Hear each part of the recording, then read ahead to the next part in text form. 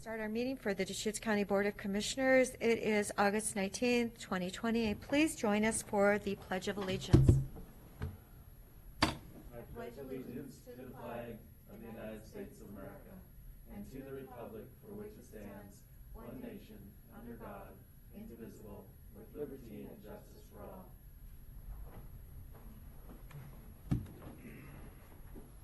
Okay, I don't believe we have any citizen input this morning.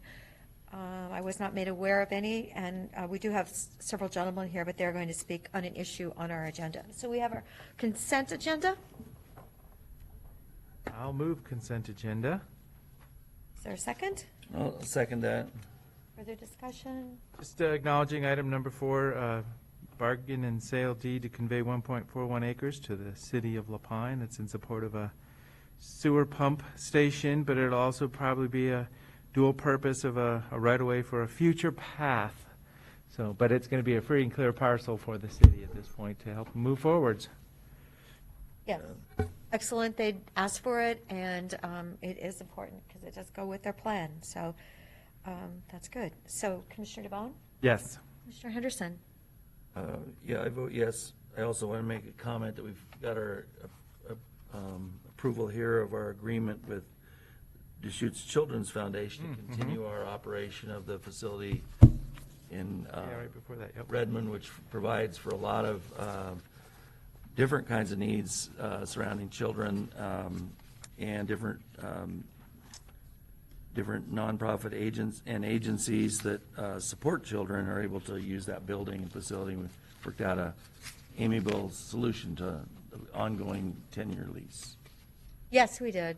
Thank So- you so much. And they are significant in the community of Redmond at the Becky Johnson Center. So thank you for the past agreement. And the next 10 years, we look, the county definitely looks forward to having that go forward. So we, Did you vote? I interrupted. I voted, and the chair votes yes. So yes, I did vote. The chair votes yes. So the consent has passed. So another note on Becky Johnson. So it is kind of a community effort. So the Deschutes County built the building. Children's Foundation is there to operate. We've got multiple services in that building. And also by signing this agreement, we're going to set the path forward for the next 20 years, which will be also a phase of a little bit of capital improvement. So the painting in the windows and whatever is going to be coming in.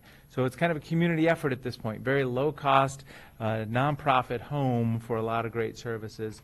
So as I say, looking forward to seeing those improvements that are going to be triggered by this agreement also.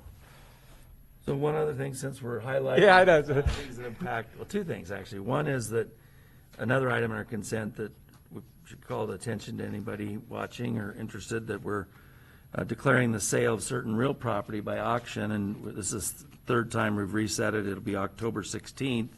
So that list is available through the county of properties. It'll be available for sale on that day. We're hoping that we'll be able to do the sale.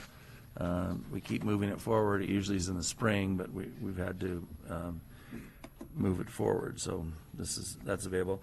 And I want to call out, I didn't know, I guess they celebrated yesterday the 100 years of women's suffrage upstairs at the clerk's office, but we didn't do anything here, but I wanted to just highlight that, how important that was. Yeah. Yes, I believe Commissioner DeBonne was at that event, and I was actually at the sisters ceremony honoring the fact that it's been only 100 years since women were allowed the vote, and actually black women originally did vote starting in that ratification 100 years ago, but then there were issues. And so the Voting Act of 1965 ensured that all citizens can vote. So I thought that was, I wasn't aware of that, but I did do some research after they had talked about that at that ceremony. So it's great. I had the privilege of going to the Natural Portrait Gallery and seeing the display last September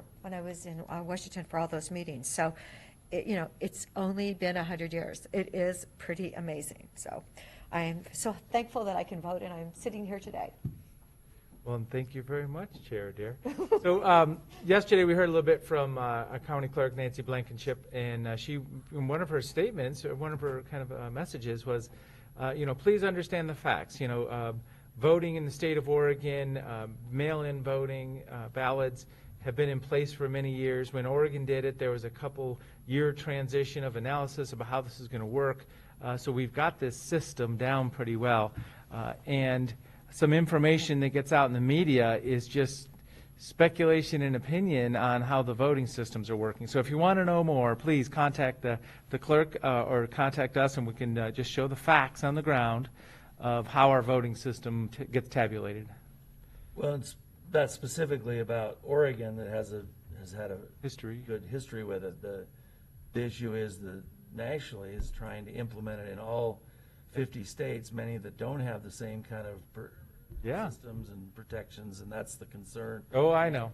2 months to put it into place. So What I've- they seem to have an issue in these other states where they're counting ballots weeks and months after the After their election. We've primary. always said if it's not there at 8 o'clock that day, that it doesn't matter that it was in the mail, so to speak, and that's been the big issue in some of these other places. That they say, oh, it's in the mail. Well, and that's what, so what it is in Oregon, there's a great partnership with the U.S. Postal Service.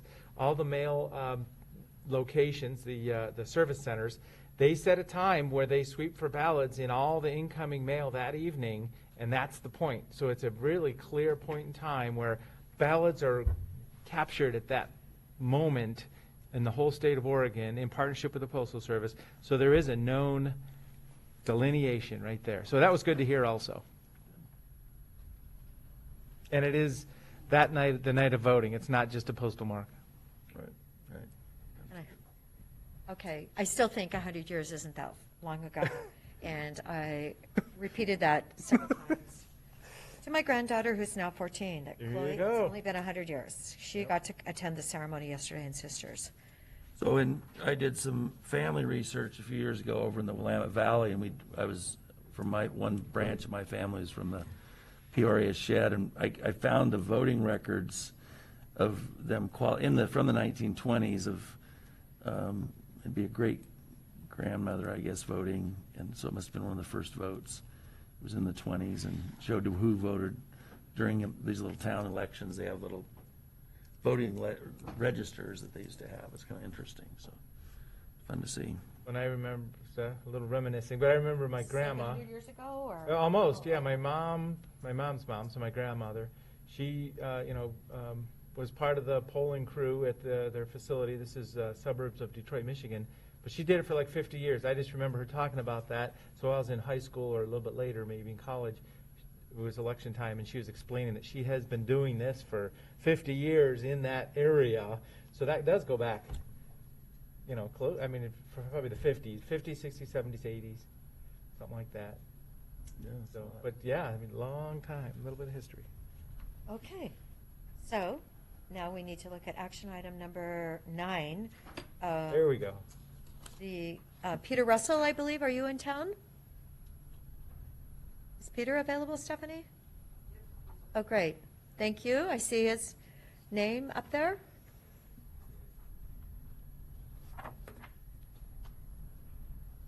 Morning, Board. Good morning, Peter. Trying to figure out how to turn my camera on. It's okay, Peter. There you go. Okay, hi. So I'm here before you for a second reading for ordinance, excuse me, ordinance, which I'm looking for right here, 2020-009, which implements the text amendment to our Deschutes County Transportation System Plan to allow ODOT to add a reference to J-turns on the language regarding a raised median between Bend and Redmond, and also keeps US 97 connected with Vanderbilt Road by eliminating language that called for the disconnecting. We held a first reading on August 5th. We haven't made any changes since then, so we're here for consideration and second reading. I'd be happy to answer any questions. Well, I had one thought that was kind of interesting. I came back from Redmond about the time the fire started on 97. I was just a few minutes before it. But when I was driving it the day after that, I was thinking about all of those driveways that would want to, when we had that fire, there was a lot of evacuations out of several driveways at the mobile home parks and maybe further north.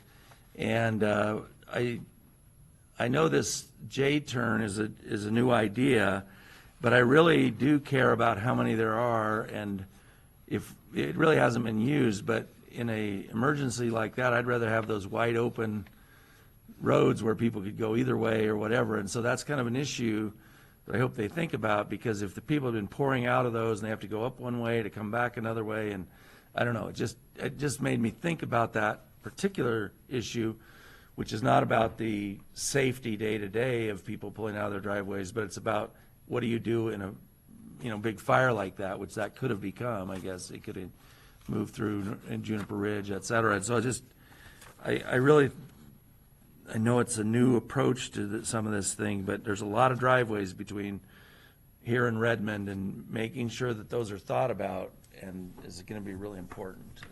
I just want to say that because it was kind of a different perspective. We never think about the emergency, or well, we do sometimes, but we haven't really talked about that. But what do we need in an emergency? So anyway, just a thought. Would you want me to respond or just relay it to ODOT? Either one. Well, so what a question would be, what kind of planning or design work goes into emergency traffic flow? So as I say, we do have a scenario now when there was a fire and there's a quick evacuation. Probably a lot of people would have appreciated to go south instead of north there. But yeah, so what does engineering a solution look like on something like that? Actually, what they do is they just close down the road, and you can, they'll close it down, But the median would be there, and you're not going Well, to be you're able going to to go have to straight go on the across. other road because they're going to shut the whole thing down, but they've got to shut it back far enough so that it gives, that's what they'll do in California when a fire goes through. They'll shut down and everything Make on it go the other PCH way. goes one way. And if you need to go the other way, you're in trouble.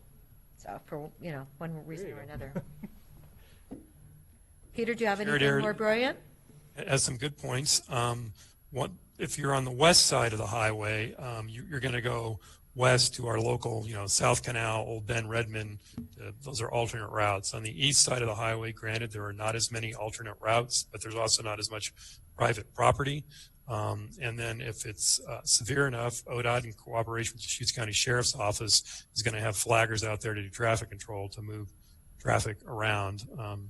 And then, ODOT, again, the Bend to Redmond median is going to be built in one swap. It's going to be Deschutes Junction south, and then they have to find funding for the other three phases, which obviously the evacuation emergency management will be taken in consideration when they do those. And then the other final thing, and I'll be quiet, is that you have to balance, basically a low frequency, high magnitude event, meaning you have the occasional fire versus the risk of every day people going out and making turns on a high speed highway going against traffic. But again, certainly ODOT's aware of evacuation issues because we do live in an area with wildfire, and I'll be sure to relay the commissioner's concerns to them both the first and subsequent phases of the raised median. Great. Good discussion. So I'll move second reading of ordinance number 2020-009, amending the Deschutes County Transportation System Plan text By title only, by title only. and I'll second it. Further discussion? Commissioner Henderson? Vote yes. Commissioner DeBonne? Yes. And the chair votes yes. By reading of title only, an ordinance amending Deschutes County Transportation System Plan text to add reference to J-turns to language on frontage road on US 97 between Bend and Redmond, and delete text requiring Vanderbilt Road to be disconnected from US 97 by title only. So now I'll move approval of ordinance number 2020-009, amending the Deschutes County Transportation System Plan text. And I'll second it. Further discussion? Commissioner Henderson? Vote yes. Commissioner DeBonne? Yes. And the chair votes yes on ordinance number 2020-009. Thank you, Peter. Thank you very much. Appreciate it. Okay, item number 10, I believe Cody Smith may be joining us. Yes, there you are. I'm here. For the record, Cody Smith, Deschutes County Road Department.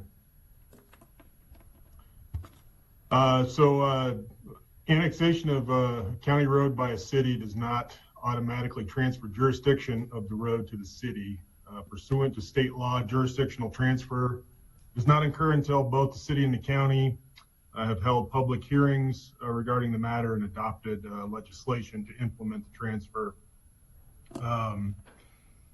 Per the 2017 Joint Management Agreement, or JMA, between the county and the city of Bend regarding the area within the Bend UGB, when the city annexes a portion of the area inside the UGB, the county roads within that portion of the UGB are to be annexed contiguously so as to avoid creating segments of alternating jurisdictional authority, and then transferred to the city of Bend. So this morning, we're holding a public hearing regarding proposed order 2020-011 to surrender jurisdiction of several portions of county roads, combined total length of 4.32 miles, to the city of Bend in association with 8 different annexations that the city has implemented over the past 13 years. I'm going to categorize the road segments proposed for jurisdictional transfer by this Cody? order. Could I Yeah. just say something? I think I probably should say, I want to open the public hearing, and so that it's on the record, and then you can go ahead and continue with what you're stating. So I just, Actually, I was going to give my presentation First? here, then ask you to open the public hearing. okay, all right, I'm not, all right, just want to make sure I'm doing this right per Dave. Go ahead. Okay. He hasn't corrected me. So I'm going to categorize the road segments proposed for jurisdictional surrender by this order into 3 different categories. And I'm going to bring up a map here. So I will share my screen.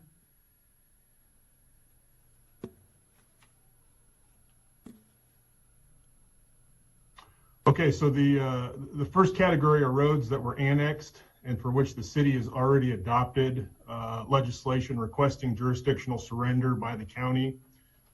Those roads are northeast 18th Street, adjacent to Rock Ridge Park, Deschutes Market Road adjacent to Pine Nursery Park, Cole Road between Butler Market Road and 300 feet north of Butler Market Road, Butler Market Road between Eagle Road and Clyde Lane, and also the segment between Waterman Way and Hamehook Road, and then Skyliners Road between Northwest Crosby Drive and Tree Farm Drive.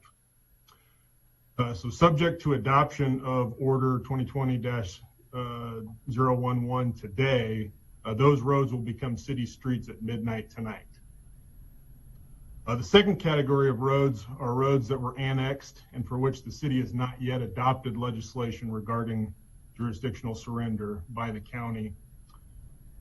And those roads are Yeoman Road and Northeast Purcell Boulevard, adjacent to Ponderosa Elementary School, Deschutes Market Road adjacent to the Deschutes National Forest headquarters, Skyliners Road between Skyline Ranch Road and Northwest Crosby Drive, Obie Riley Road between approximately 500 feet north of Glen Vista Drive and Cooley Road, and then Cooley Road adjacent to North Star Elementary School in between Obie Riley Road and Brown Rig Lane. And then the third category of roads are roads that lie within the UGB and were not annexed. So per the joint management agreement, these roads should have been, but were not annexed contiguously by the city. The annexations implemented by the city created segments of alternating jurisdictional authority on these roads. So to meet the intent of the JMA, the county is proposing surrendering jurisdiction of these roads to the city.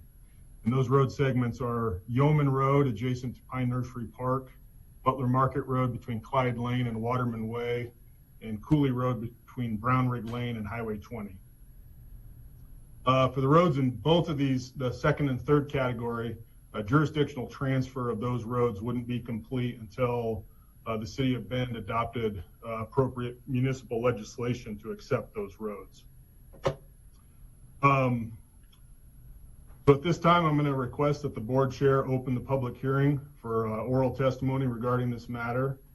I'm also requesting that upon hearing all oral testimony this morning, that the oral and written record regarding this matter be closed and that the board would consider adoption of order number 2020-011 surrendering jurisdiction of the subject roads to the city of Bend. So with that, I'll pass it back to you, Commissioner Adair. Thank you very much, Cody.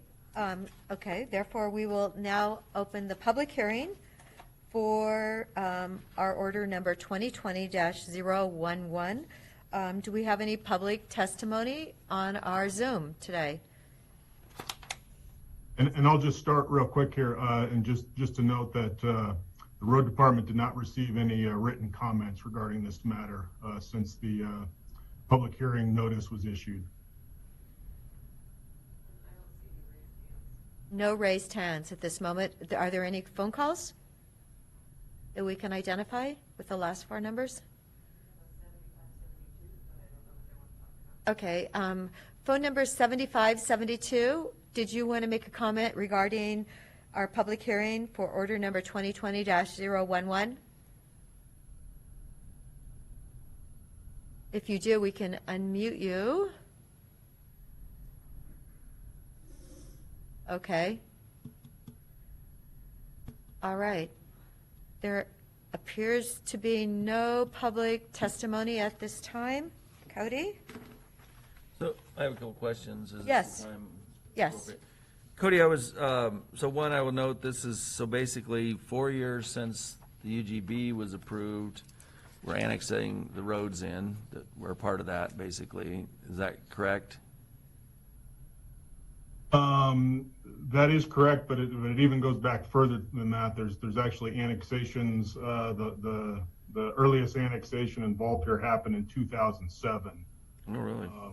And these were just cases of annexations occurring where, my understanding anyways, where the road department just wasn't notified. And Oh, okay. so Okay. these proceedings weren't implemented. And then I think what I heard you say was that there was a category of ones where they're actually annexing in more than would necessarily be called for because it fits together. Is that what you're in a maintenance plan? Is that? No. What was the one about Yeoman and Butler Market and Cooley? You said that. So that last category are actually segments of road that the city did not annex. Oh, that's the other. They Okay. adopted their annexation orders, but based on both road department and legal counsel understanding and interpretation of our joint management agreement, the city was obligated to annex these segments of roads so as not to create segments of alternating jurisdiction. So in other words, someone's driving along the length of the road, they don't go from city into county back into city. That was the case on that Clear Butler that- Market part, that on the Butler Market Road, I remember looking at the map and we talked about that. Where there Yeah. was a segment that went back to, I don't remember whether to city, county, city, or something like that. I remember that. Yeah, so there was that piece of Butler Market Road, and then also the piece of Yeoman Road adjacent to Pine Nursery Park, and that occurred with the recent annexation for the Petrosa development. Yeah. And then there's also a segment of Cooley Road from a couple years ago that was associated with the annexation for North Star Elementary School. Okay. And then any idea how many miles of roads all these are? Yeah, in total it's 4.32 miles. Of all that, okay. All right, well, thanks for bringing this to us. No other questions? That is amazing. This is cleaning up from 2007. So, it's good to do what you're doing. By the way, I was going to, the new road from the end of Butler to Empire is open now, and we drove it the other day, and you can really see the Pine Nursery parks and stuff. I've never seen them from that. It's pretty cool drive, and it's going to be a shortcut for all of us that live on the east side to get up. Yeah, they'll be. Oh, that Highway way. going. It's going to be, and I think it's going to seriously decrease the amount of traffic on Deschutes Market, which we've had complaints about. Right. So that's because it's pretty slick and it's nice. I don't know. My two bits. Oh, good. Progress. Slick and nice. Yeah, that is. Let's say it's not slick. I don't mean slick that way. I mean cool. Yeah, it's going to be real, No, it's going to be a real slick place to drive in the winter. No, I don't- Oh, no, no. oh, no. Right. Good views. Anyway, Good. so we need I'll move approval of order number 2020. Maybe I need to Oh, close. oh, sorry. Let me, any other comments, Commissioner DeBonne? Well, go ahead and close, because, yeah, kind of. Okay. I think of it- We're going to now close the oral and written arguments at this moment in time. And Commissioner DeBonne, did you want to add So something? I do support, closing the record, and then also kind of down the deliberation path. It's, the presentation just now really put those three kind of groups in good perspective, so thank you very much, Cody. Some of these things will go in place, at midnight tonight, because they're agreed upon by both parties. Other ones are, where we're starting the process, and we're going to need a response from the city, but it's a good package, lots of detail just to get to this point.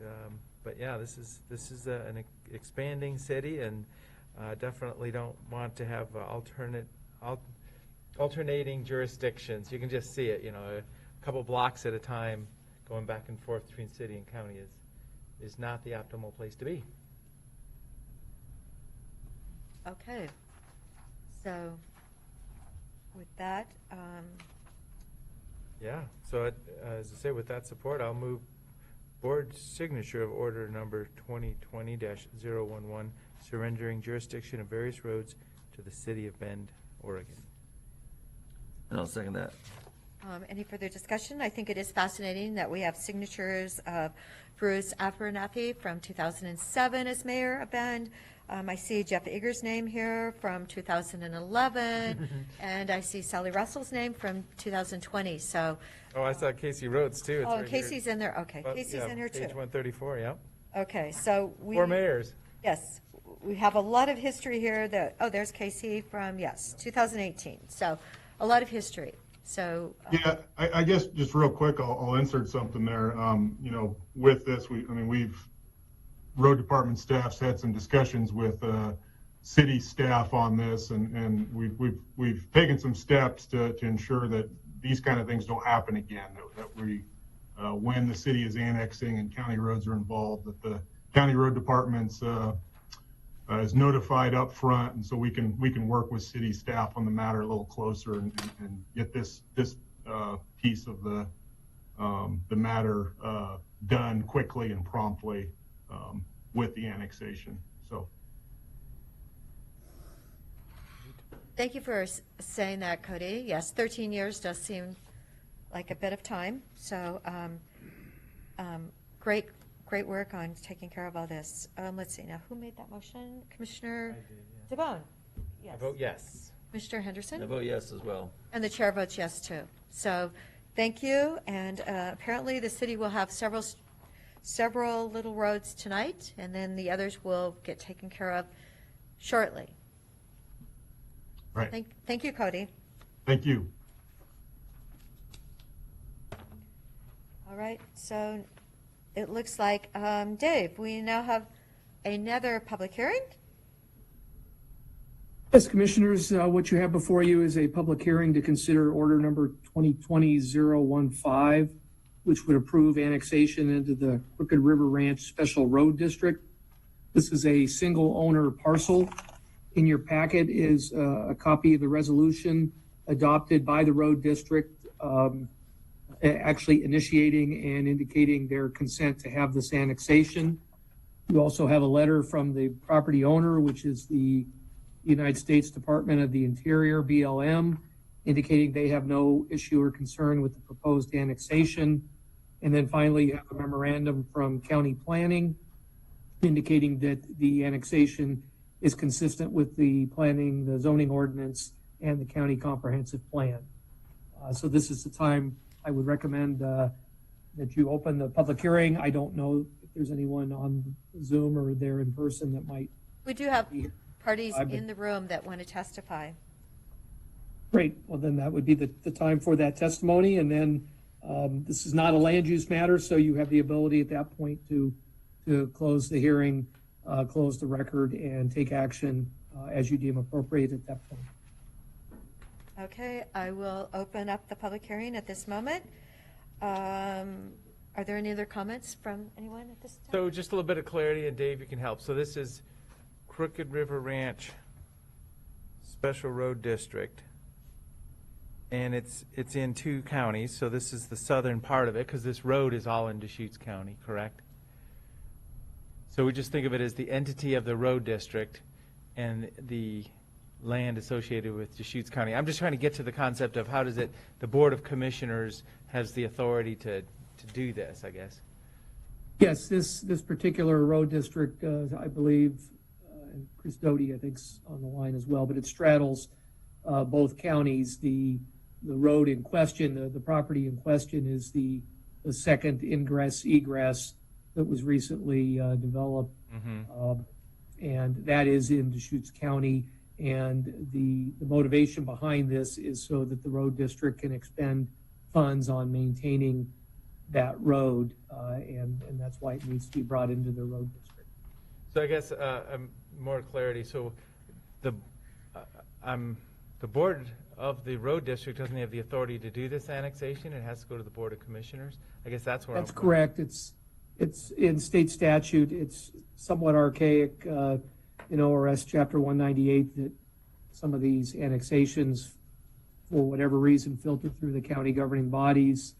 And it's just a vestige of historic statutes. Yeah, because it almost feels like They're initiating it, though. I mean, the road district's asking us to do it, and so Yeah. we're saying, we're being asked to say yes to that. Isn't that the basic formula here? Yes, that's it. And basically, you're assessing to make sure it's consistent with the county comp plan and any zoning that might be applicable. Yeah, okay. And as indicated, Peter Gutkowski provided you with a memo. I believe it's dated July 31. That should be in your packet.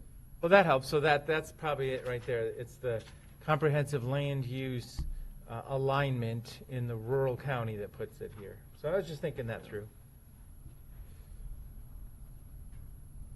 Thank you. And this was a road, is a little more history, this was the road that the county paid part or all for, and then, but did it at the request of this road district initially, or Crooked River Ranch, some organization there. Isn't that kind of how it evolved? Yeah. Yeah, hi, Board. Chris Doty, Road Department Director, chiming in.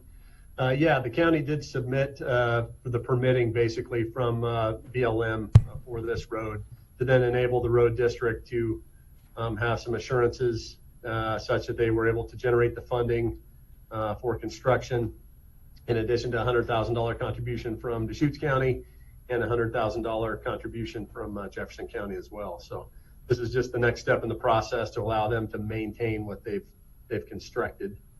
We will also be requesting at some point that the permit we have with BLM be transferred to the road district once the annexation is complete. That'll come down the line. Thank you, Chris, for that. Okay, and yes, we do have a resolution from the Board of Directors of the Crooked River Ranch Special Road District annexing a portion of the road into their district. So that's Exhibit A. So we could now take, I believe we have citizen input at this time. Could, John Stephen, would you like to address this issue? Yes, please. And if you would identify yourself, we do have this for the record, but please identify yourself. And you do have like 3 minutes. Okay. That's enough? It's quick. It's going to be. Okay. John Stevens, 5638 Southwest Shad Road, Crooked River Ranch. I'm here just to kind of reinforce some information that we had submitted to your commission last fall and again more recently. We're not naive. We know it's going to be annexed. So we're not here to say, don't do it. It's going to be a done deal. We were told that from day one. All we want to bring up is the process. As taxpayers, we were excluded. The SRD, as far as I'm concerned, went out of their way to hide the ball to ensure that we could not receive accurate information. The process was riddled from the very beginning with misinformation, disinformation. When we asked for records as a news organization, we were denied. That required literally a public records lawsuit, which in turn did produced thousands of records, which included the application that Mr. Doty brought up. At that point, we couldn't even get that. We are taxpayers, and as members of the ranch, we feel we should have had a little more input. And if we did try to create any input, demonization started. It's like, you know, you're against this road. We're not against the road. We would love to have 3 more roads out there. But the process was tainted. That's my opinion. We had to file a lawsuit. I would like to add in a compliment to Mr. Doty. Of all the stakeholders, he was one of the few that would sit down and talk, produce information, and try to explain a position. The ranch officials, on the other hand, went the other way. And I might also add, the project was riddled with conflicts of interest. Multiple hats. Individuals should have disclosed those conflicts, and yet they failed to, and when we would bring them up, you know, we had all kinds of issues.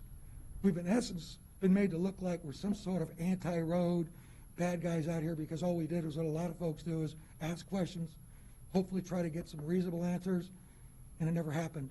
And the SRD knows that, and certain individuals on the SRD are fully aware of what happened here and should be ashamed of themselves. But that's neither here nor there with you folks. We know you got to do what you got to do. We just kind of wanted you to know, when you approve this, this road truly was riddled with lies, misinformation, disinformation, you name it, it's all there. And it's just something that we wanted to put on the record. And I do appreciate, again, Mr. Doty. He should be complimented. Thank you. Thank you. I have one question for you, if you don't mind. We're past your 3 minutes, but that's fine, I think. No, he still has some time. Okay, maybe okay, sorry. But anyway, thanks for clarifying that. When it seemed like when this came up, the issue was the board, it wasn't opposition to the road, it was the issue that the Cruder Ranch Road District didn't get the opinion about you. There was this plan that the road district would take on the maintenance. We were going to help with the building of it, but it was a cost issue. Wasn't that a big part of the challenge? Well, there again, we're getting into how do you get accurate information. Yeah. Stories changed. So today, you might get one story, tomorrow you might get another. Yeah. And what they don't like is people that follow details. Details are what got us in trouble, because we were pursuing each individual story, trying to put together, you know, a package of information that made sense. And that was part of the problem. And yeah, the ranch membership is on the hook for the maintenance for that road. And again, they use language, commissioners, like, well, if we say this or do that, then we'd have to allow them the right to vote. They were just being very deceptive. Instead of just saying, we need the road, this is what we think we should do, I think people would have got behind it. Yeah. There was no reason to be so deceptive, so sneaky. And why did we have to spend money to file a lawsuit for public records against the SRD to do what they should have done? Is your Transparency is really important now. You guys are watching the news. I don't want to get off on Portland. The only thing I agree with, people are upset with government. They're not being held accountable. There's a lack of transparency, a lack of honesty. And when we do sit with government leaders, we got to say thank you. And Mr. Doty was one of those that That's really wonderful. shocked by his Yeah. candor. So it's wonderful to have those comments about him and that he did that job. That's been true in other situations like this, so he is to be commended, as you said, and hopefully there'll be incredibly more professional. transparency in the future. We agree with that in terms of trying to let people, or I do anyway, let people know what's going on and participate in the decision-making as much as possible. So Chris is smiling. I think he's appreciative of your very thoughtful analysis. Here you go. There's this. Yes, Chris, did you I want to was say just holding anything? up a $20 bill. Oh, yeah. At least $20. John. A few good words. Thank Okay. you very much for joining us. Thank you so much. Are there any other people that want to make a comment? Okay.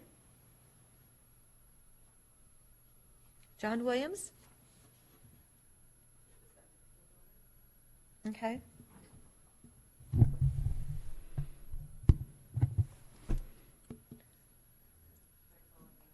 Yes. Mr. Williams, can you unmute him? Oh, can you unmute yourself, please, Mr. Williams?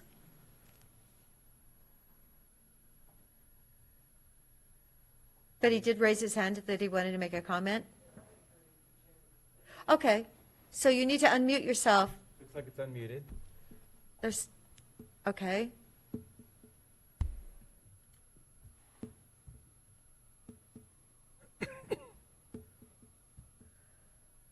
All right. You have another one on there. Is there another one? Kreshek, I think, is in the upper left. Upper left. Stephanie, you want to get him? Derek? While we're waiting for that, I wonder if we can't get Mr. Williams through that way, could we do it through a phone? Could you let Sharon know to tell him to call in? Or do we call him with one of our phones, or what's the way we do that? Tom, I was asking Oh, you. probably asking the wrong person. Oh, well.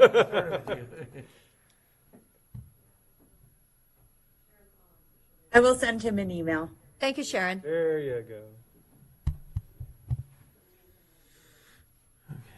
Okay, can we? Okay. Okay, so can we let him? Is he able to comment now? Good morning, Garrett. Garrett, do you want to talk? Oh, okay, if I'm up, thank you. You're up. For the record, Garrett Krosick, I'm legal counsel to the road district. Although I was only involved in the annexation process and can't speak to the prior process referenced by the gentleman that spoke before me. Yes, mostly I'm just here to thank Deschutes County and the BLM for the cooperation in providing the much needed secondary access to Crooked River Ranch. And the road district is here to fulfill our side of the deal to take over maintenance. And for that to occur, we need this annexation to occur. So that's the request, and I'm here to answer any questions if needed. Otherwise, please support annexation. Thank you. Thank you very much for joining us today. I have a quick question, and Garrett, you may be able to answer, or maybe somebody else, but what's the flow, like the intention of that road is the secondary access? Is it used primarily for a subset of the ranch?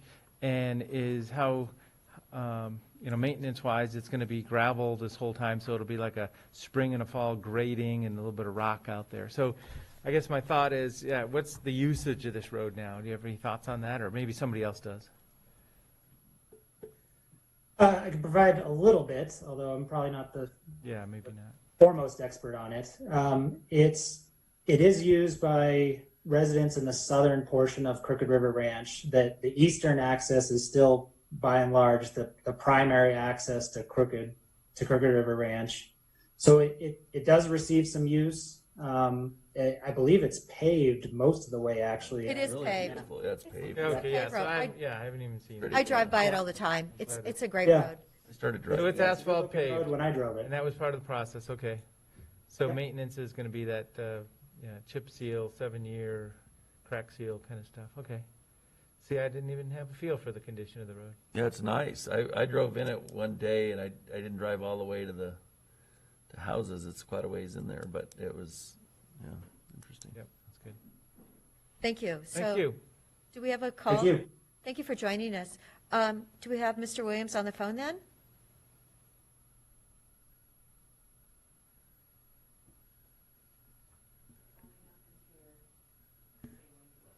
Well, Maybe would he be on for something else, or? well, no, because Sharon told Stephanie he wanted to say something. Oh, Didn't she, Stephanie? Isn't that why we're trying to reach out to him? Okay. Well, and if Mr. Williams could use the chat function explaining if he's having technical Could you- problems or audio or something. Yes, could you send us a message on chat? Which someone can read? We're trying. I know. Send a message. Commissioners, I might add, Mr. Williams is the secretary of the road district, so depending upon how you're inclined to proceed, his testimony may not be all that germane at this point, but he is the secretary of the road district. He's one of the signatories to the Yes, the resolution. second signature of the document. Yes. But Sue Haley had signed as chair. So, all right. Commissioner Adair, Yes. I just received an email from Mr. Williams, and he does not wish to participate in the hearing. Okay. There you go. Thank you very much. He's just watching. Okay, great. Well, I believe then we've taken our testimony that is available. We should close the hearing and the record at this time, unless we have any problems with that? Yeah, no. Okay, so Commissioner Henderson, did you have anything you wanted to comment on? No, I'm ready to move right into the motion to approve. I guess one comment is I was aware of the challenges and the kind of these issues about information and voting and approvals and things. I hope that going forward, it's better communication as the citizens have asked for. I am really happy to have that extra access. I was out there to an event last Saturday, and again, thinking about fires and evacuations, I think it's great to have another access. Like the one gentleman mentioned, maybe we need more accesses, but I just think it's great, and hopefully we can move forward with this in a positive way, and maintenance costs will be maintainable, sustainable. So thanks. Well, just like That was a motion. oh, Well, that wasn't. I just made my comment, but Okay, all right. I think Tony has a comment too, maybe, Yep. and maybe he'll make the motion. well, and the value is getting the housekeeping in order. So the day that there's a maintenance requirement out there, we're not looking at each other saying, well, whose job is that? So, I mean, it's valuable to get this paperwork in order, agreements on paper. It's wonderful that it's a valid, used access in good condition at this point in time. So, I mean, I want to thank the district, and, I do, this is the opportunity to have a public hearing and explaining that there was a bumpy road in the community process that this went through, obviously, but it looks like we're moving past that and getting our paperwork in order for future maintenance requirements. So with that, I guess I'll move approval of order number 2020-015. And I'll second it. Any further comments? And yes, because this is part of my commute to go on Highway 97, I do see this road, and, I am considering the number of residents that live in Crooked River Ranch, the fact that they have a second choice, an alternative to get out in case of fire, I think it's really important. So I am glad that it's paved, and I'm happy that the road district is going to take on the responsibility of maintaining that. So Commissioner Henderson? I vote No. yes. Commissioner Vaughn? And I'll vote Aye. yes. He No, I made made the motion. Yes, and the chair votes yes. There you go. Thank you. Keep you on your toes. Yep. I know, you were making it, then you weren't. And I wasn't, Anyway. and I did. It's a rough life. Okay, good. So this is great. Thank you, too, for coming today and making your Yeah. public comments. I do appreciate that. I know I'd read a lot of documentation on that earlier, and appreciate meeting you today in And person. I'll go drive it at some point. Sorry, I forgot that it was paved already. Well, yes. Well, it's a beautiful new addition down, Yep. actually, it's North County for us. Mm-hmm. But I always think of it when I drive by. So this is good. We're actually incredibly on time for our COVID update at 10:50. That's right. There we are. Nahad, thank you for joining us. Good morning. Good morning. Okay, I did the office a bit differently today, so I'm just getting myself quickly organized. Let me share the screen with your good selves. Are you able to see anything? Yes, we can see it. Thank you. Wonderful, wonderful. Okay, great. Okay. For the record, my name is Nahat Sadrazudi. I'm the Director of Public Health for Deschutes County Health Services. I have with me in my office, with some rearrangements to work in a smarter way, Dr. Richard Fawcett, our health officer, and I believe Dr. Conway is also available on Zoom. First off, let me acknowledge the staff in our department from all health services or from all service areas for being just so awesome and working hard and for caring so much. I have really never been around such amazing people throughout my career. Also, as always, I would like to thank Jenny Faith, our wonderful epidemiologist, for the data analysis and updates. Now, there we go. Excellent. Oh, great. Last week, commissioners, you kindly gave me a chance to cover some of the basics of what we know so far about the virus and the COVID-19 disease. This week, with your kind permission, I would like to briefly build on that. As you and the public may recall, early on in the pandemic, we thought that children were mostly spared from this crisis. However, we are learning that children can be infected, they can transmit the virus, and they can get sick themselves. A recent report from CDC shows that hospitalization rates for COVID-19 in children have risen, and 1 in 3 children hospitalized, and I didn't know about this, in fact, until I went through the study, 1 in 3 children hospitalized with the disease ends up in intensive care. Another development is that we now know that some settings are safer than others. And here's the bottom line. Again, from what we know today, the closer we are to someone infectious and the longer we are around them, the more likely that we will contract the virus or acquire the virus, which explains why we have so much transmission in households. So being indoors, particularly in rooms without sufficient ventilation, is worse. On the other hand, being outdoors with more airflow, the virus gets diluted faster and the risk of transmission decreases. On the next point, we now understand that people can test positive for a while after they recover, but it doesn't mean that they are infectious. It is generally an issue of testing. PCR testing, as commissioners you're well aware of, picks up tiny fragments of the virus long after recovery. But those sections of the genetic code are not necessarily infectious particles. And then the last point for today, the recovery period can go on and on and on. And in a percentage of people who we are seeing long-term complication and unfortunately permanent damage to their organs, such as hearts and brains and nervous systems and lungs and possibly other ones. Nahad, Yes. you just gave us a statistic. You said 1 in 3 children that are hospitalized end up in intensive care. But actually, I've noticed that we have not had any children in Deschutes County that have been hospitalized, I don't believe. So what is really the percentage of children that are hospitalized per the CDC for the country? Do you have that number? Yeah, so the number that I just quoted, Commissioner, is the national number. For Deschutes County, as you rightfully said, we're not seeing those figures.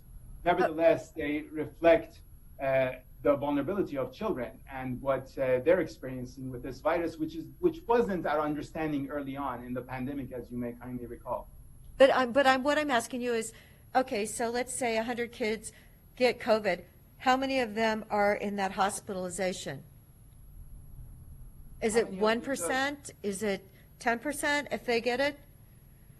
Yeah, the figure, Commissioner, is less than the 20% that we are seeing for the adult populations. I don't exactly know how much less, but of those who do get hospitalized, definitely we are seeing a third of them in intensive care. But I can get you those rates of hospitalization, the national figure for children as well. But no, this is Phil. I think you quoted 20% of adults that are tested positive get hospitalized. It's more like less than 10%, at least in our county, right? Oh, in our county, Commissioner, you're right. In our county, we've had a number of discussions on this. In our county, we're seeing, because perhaps of demographic shifts or less underlying conditions, or perhaps more outdoor experience and less viral loads. So a number of factors have gone into and the other one actually that I just recalled is that we started testing earlier as well. So we had some early warnings where we could intervene. So all of those have contributed to less hospitalization rate in our county, fortunately. Thank Yeah, I God. think we're at 6 or 7, somewhere around there, 45 out of, It's Yeah. 6% for women, and it is 10% for men in our county, for your chart, Yes, couple pages you down. are way ahead Yes, of me. end up being hospitalized. So we're just going ahead, but, I just think it's important to keep it in perspective. Thank you. so on the last point you made about after the storm, there are lingering effects.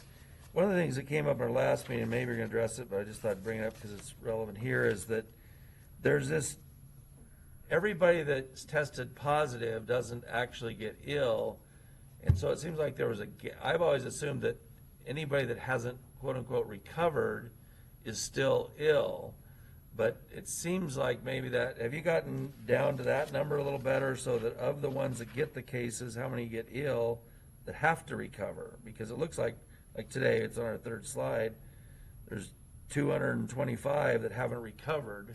Well, take out, so roughly, but some of those never got ill. Isn't that correct? Correct. So I suppose that to some extent we're referring to the asymptomatic cases who are carriers, but they don't show symptoms to the extent that, let's say, the pre-symptomatic, those right before showing symptoms are transmitting. Now, Commissioners, just on the recovered, perhaps I could say a few words about that. And for the public's benefit, so we have the number of cases, right? We have 650 cases. We subtract the recovered and the deaths, and what we have are considered active cases. Now, active cases are not necessarily infectious cases, and that's something to clarify. What the definition of recovered, Commissioner, since last week we investigated further, this definition continues to evolve, especially at the OHA level. And whether or not the meaning, or whether or not recovered is even meaningful indicator or not, is being debated currently. So there were, initially when we were looking at recovered, we looked at 72 hours after the symptoms were resolved. And one of our staff would contact the case or the patient and follow up with them. And as the numbers started escalating at the county, but especially at the state level, the state decided to or took that into consideration and changed or started modifying the definition of recovered. So right now there are considerations for recovered being defined as those who are released from isolation, which is still being somehow looked at. And I think one thing that they are really considering and want all the counties to follow is basically 60 days after the onset of symptoms, either the person is unfortunately dead or they have recovered. So that's the definition they're using. So we're kind of in limbo in terms of the definition, and it's affecting the way we are inputting our data and analyzing them. For now, though, I think the key takeaway, as you rightfully said, are really along the long haulers and those who do acquire the virus and get sick. They can take a long time, maybe up to 3 months in our county to recover from this disease. Is that helpful, Commissioner? Yeah, I see we have a slide on this after this next one, so I have one follow-up, but yeah, that's great. Sure. No, thank you for the question. It helped us hone in on the response better, so thank you for that. And just, I'm excited about this tool that's on the horizon, and I'm sure many of you and the public have already heard about it. And I had a few people actually ask me about this new development, so I thought I would say a few words. As you may have heard, FDA has issued an emergency use authorization for a new diagnostic tool for COVID-19, which uses saliva sample. It is much cheaper, it is less invasive, and the quality is so far comparable from the preliminary data, is comparable to what we have in the market already. Commissioners, I believe that if we can get the supply chain figured out, this innovation can be transformative in diagnosing and investigating and contact tracing and containing this virus. And as we learn more about it, I'd be happy to share more details with you. Well, Nahad, I was glad you got this in there. One, because I'm proud that it's my alma mater that developed this. I didn't go to the School of Public Health, but I did go to the university. So that's great. Plus, I get daily notices of things that are going on at the university, and I'd seen this, and I'd wondered if it was something you'd picked up or whether I should pass it on. But yeah, they have quite a bit of going on at the Yale School of Public Health and the medical school and things. There's lots of professors and other people are talking about it. There's a lot of research being done. It's pretty interesting. Don't they have a major epidemiologist from Yale that's making some statements? Yeah. There's a whole bunch. It's really, and I get these daily notices. It's amazing how much is in there, kind of like what we get from the OHA or CDC. I appreciate you getting this in there. That's great news too. Sure. I like to claim that I knew it's your alma mater, but I didn't. And the famous epidemiologist, by the way, because it was brought up, it's a professor actually from my alma mater who was snatched by Yale. So I'm not very happy about that. So it's good anyway. It's still kept in the family in public health space, so it's good. So I move on to the next slide, if you allow me. This Please. slide shows the county case by week. Commissioners, I don't know about you, but I'm feeling good today. I'm really seeing a promising drop in our cases, quite possibly driven by a few factors, but I would bet my life that the major factors are related to the choices that our communities are making, including wearing masks. Last week, we saw a drop of around 50% in cases, totaling 650 cases since March 11, with 425 recovered, which means once we also remove the 11 deaths, the rest are technically considered active cases. But active doesn't mean infectious. I just want to be clear on that. It's a matter of closing the loop on them, most likely in the system, and then they would be labeled as recovered. Well, the reason, what I was going to say about this, the reason I've kind of focused on this since last week and again today is that the one thing we do that is we're not the scientists or the medical people here, but we are aware of the public perceptions, and that's part of our job. And I always, when these charts go up, for some reason we've just ended up counting the cases of this particular illness, which I've never seen really in anything else in my life, where we count the cases in an ongoing multi-month situation. But really, what's really relevant day to day is how many people today are ill. And we've already focused on that of how many people are hospitalized. And so that's why that 214 active cases, as you call them, I'm interested in knowing how many of those are just still there because they haven't met the definition of recovered versus still there because they're really newly sick, 2 months sick, 4 months sick.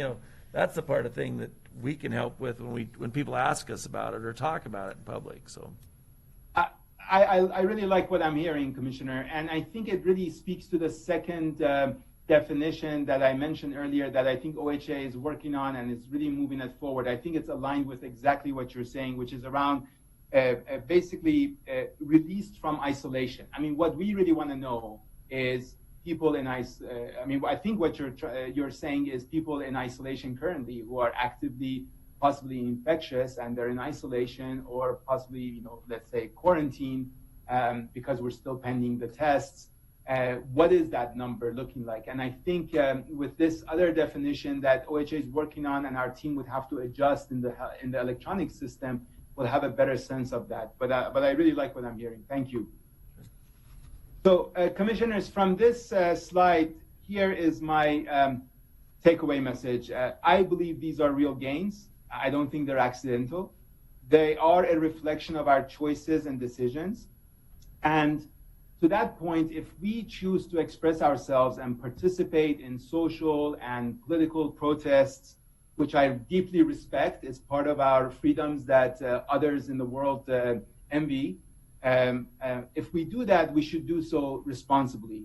We should wear masks, we should distance from others, and if we're not well, we should not participate and go out and be around other people. Our choices today will affect whether or not our children, including my 6-year-old twins, will be able to have in-person classes this fall. Our choices will affect whether or not our elderly will spend the remaining years of their lives with quality and dignity. So our choices do make a difference in the trajectory of this pandemic. This graph, as presented in previous weeks, is the cumulative number, and really the main message here is that the rate of change, which in July was very high, is now slowing down, and that's really important. There are also some milestones that are highlighted here as well. This slide shows the county cases by age group, and the key message is that although everyone is vulnerable, more than 50% of the cases are between ages of 20 and 50 years old. So we should really try to understand the drivers and barriers that they are facing, these age groups are facing in their knowledge and attitude and motivation and desire and ability and confidence and so on and so forth, so that we can better, with targeted interventions, influence their choices and behaviors. This next slide shows county cases by age and month, and the trend in the last couple of months hasn't really changed much. We do see a bit of shift in the older populations, of course, as you are fully aware, due to the long-term care facility outbreaks that we had. And Dr. Conway is also on the call, and he can provide an update on the long-term care facilities if you desire. Yes, Commissioner. The long-term care facility people, though, I don't believe they were moved to St. Charles, were they? So they're not really included in that 5% hospitalization number.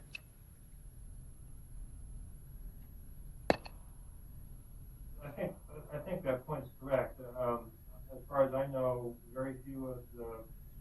Dr. Fawcett, could you speak just a touch louder, please? Yeah. As far as I'm aware, very few of the cases at the Mount Bachelor Memory Care Facility were hospitalized. And the majority of them, even the ones that passed away, were not hospitalized. So that's correct. That would be a community case and a death, but not necessarily a hospitalization. Thank you, Dr. Fawcett. And of course, Dr. Conway can provide more details during the update, long-term care facility update. Or Dr. Conway, would you like to come in now? Well, just the answer to that particular question, all of the decedents at the one facility were on hospice and therefore were not transferred to hospital when they became more ill. And just to be clear, there was one case actually at that facility that was hospitalized and did very, very well. I wasn't directly involved with that case, but I was consulted informally about it. So that was not a death, unfortunately. I'm not sure if you heard Dr. Fawcett, but there was one case hospitalized and that person was able to recover and do relatively well. Excellent news. Thank you for that. Sure. Thanks for the question. So this next slide shows how cases are linked and categorized, and it's my last slide before I hand over to Dr. Fawcett for his update on the test and hospitalization. So I'm really loving this slide because we are seeing, what we are seeing here is that our community acquired or sporadic or cases with unknown sources, these are all synonyms, are proportionally going down. And of course, as you know well, this is huge, yeah, and I'm sure you know the reasons. Perhaps worth mentioning it again for the community, for the benefit of the community. When we know the sources and the context, then we're able to reach out and not only provide early support to them, which is probably contributing to the less maybe hospitalization rates that we are facing in our county, but also we can encourage them to quarantine so that they don't infect others in the community. We are also not able to necessarily identify one smoking gun for the patterns that we are seeing. So in other words, there are multiple factors and patterns that are occurring in our community in terms of linkages and categorization of the cases. So with that, I'm going to give the floor to Dr. Fawcett. Might have to speak loudly. Good morning, Commissioners. Thank you for inviting me. I'm trying to loosen my mask here without Oh, we can't hear you again. Okay. You can remove the mask. Let me kind of move a little closer to the mic. We just have the one mic. We got some technology issues to sort out. Go ahead. And now you're both way off. Please fix your technology. Okay, is that better? Excellent, much better. Okay, great. So thanks for inviting me, commissioners. I appreciate that. I've been on call, but I've been seeing less COVID-19 patients, which I think is a good sign at the hospital. So looking at our case counts by week, I'm focusing on the far right-hand side. Just to go through this again, the numbers that are tallied at the top of those columns are the total tests, and then it's broken down by negative tests, which is in the light shaded column, and then at the very bottom you can see a solid column, which are the positive tests. And again, these are now tests that are taken, or these are tests that are being tallied based upon when they were collected. And for the last week of data that we have between the 9th to the 15th, 15th being last Saturday, we had 21 cases that were reported as positive from that time out of a total of 993 tests. So with the total test being about 1,000, that's about a 2% test positivity rate, which is terrific. That's a lot better than what we've seen in July for sure. As you go back and look, you can see at the very bottom of these columns, the solid bar at the bottom there was higher. Even though the total tests were higher, those solid bars, those positive tests were higher back then. So the trend is improving, as Nahad was referring to earlier, and that's very encouraging. The test positivity rate from August 9th to August 15th was 2.1%. I just calculated it. I know, 2.11. That's great news. Yeah. Next slide. Yep. This is looking at the numbers of cases each day at St. Charles Bend Medical Center, and looking over to the right-hand side. This, I believe it goes until maybe yesterday or the day before, but since about the beginning of the week, 15th, 16th, etc., there were 8 cases at St. Charles, and I think it was yesterday, there was still eight total cases of COVID-19 at St. Charles. And I just But Dr. Fawcett, how many of them are Deschutes County?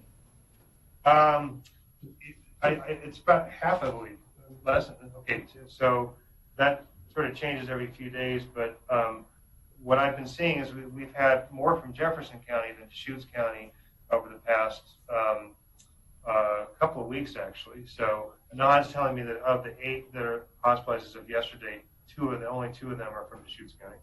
Oh. But I think, 3 or 4 are from Jefferson County? Okay. So that data is fairly stable. Again, this is just the numbers of cases each day at St. Charles Bend who have COVID-19. A lot of those cases are the same each day, so it's not like it's 8 new cases every day. Next slide. Yeah. This is looking again at the breakdown by age group and by sex. At the top, you see that the light bar going across is the total, and the solid bar there is those that are hospitalized. And again, we have seen more total cases in women of COVID-19 than men. However, the percent of those women that are hospitalized are less than the percent of men. So we see a higher percent of men who are hospitalized versus women.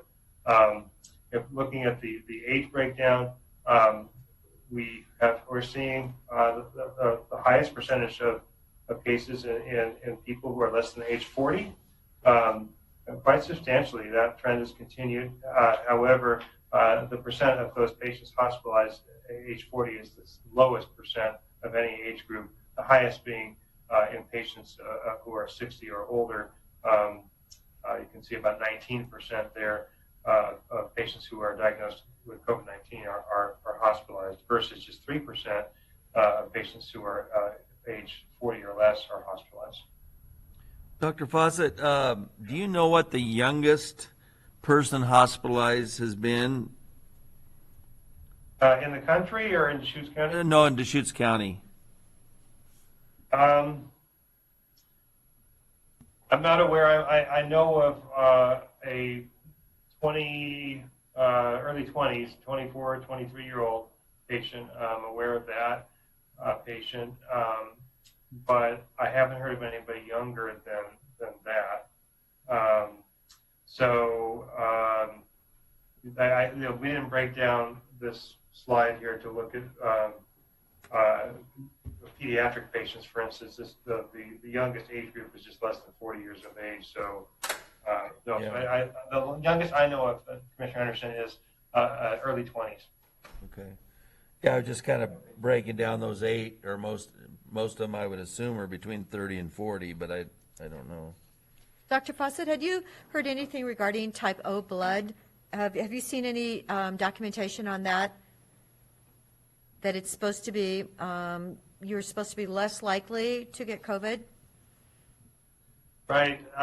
There was a data analysis. It was at least a month ago or farther in the past, and I forget where the source was, but just looking at blood type by people who were diagnosed, and I think also people in terms of severity. I don't know if it was people who were, say, in the ICU or people who actually ended up dying. Related to clotting. It was related to clotting as well, yeah. Okay. Yeah, the one I was looking at was just sort of statistics, epidemiology. It just seemed that there was a trend that you didn't become quite as ill. The odds were you'd become less ill if you had a certain blood type. I think it was O negative was the one who did the best or something like that. Yeah. So yeah, that Nahad had mentioned some other study regarding clotting. No, Commissioner, yeah, good question.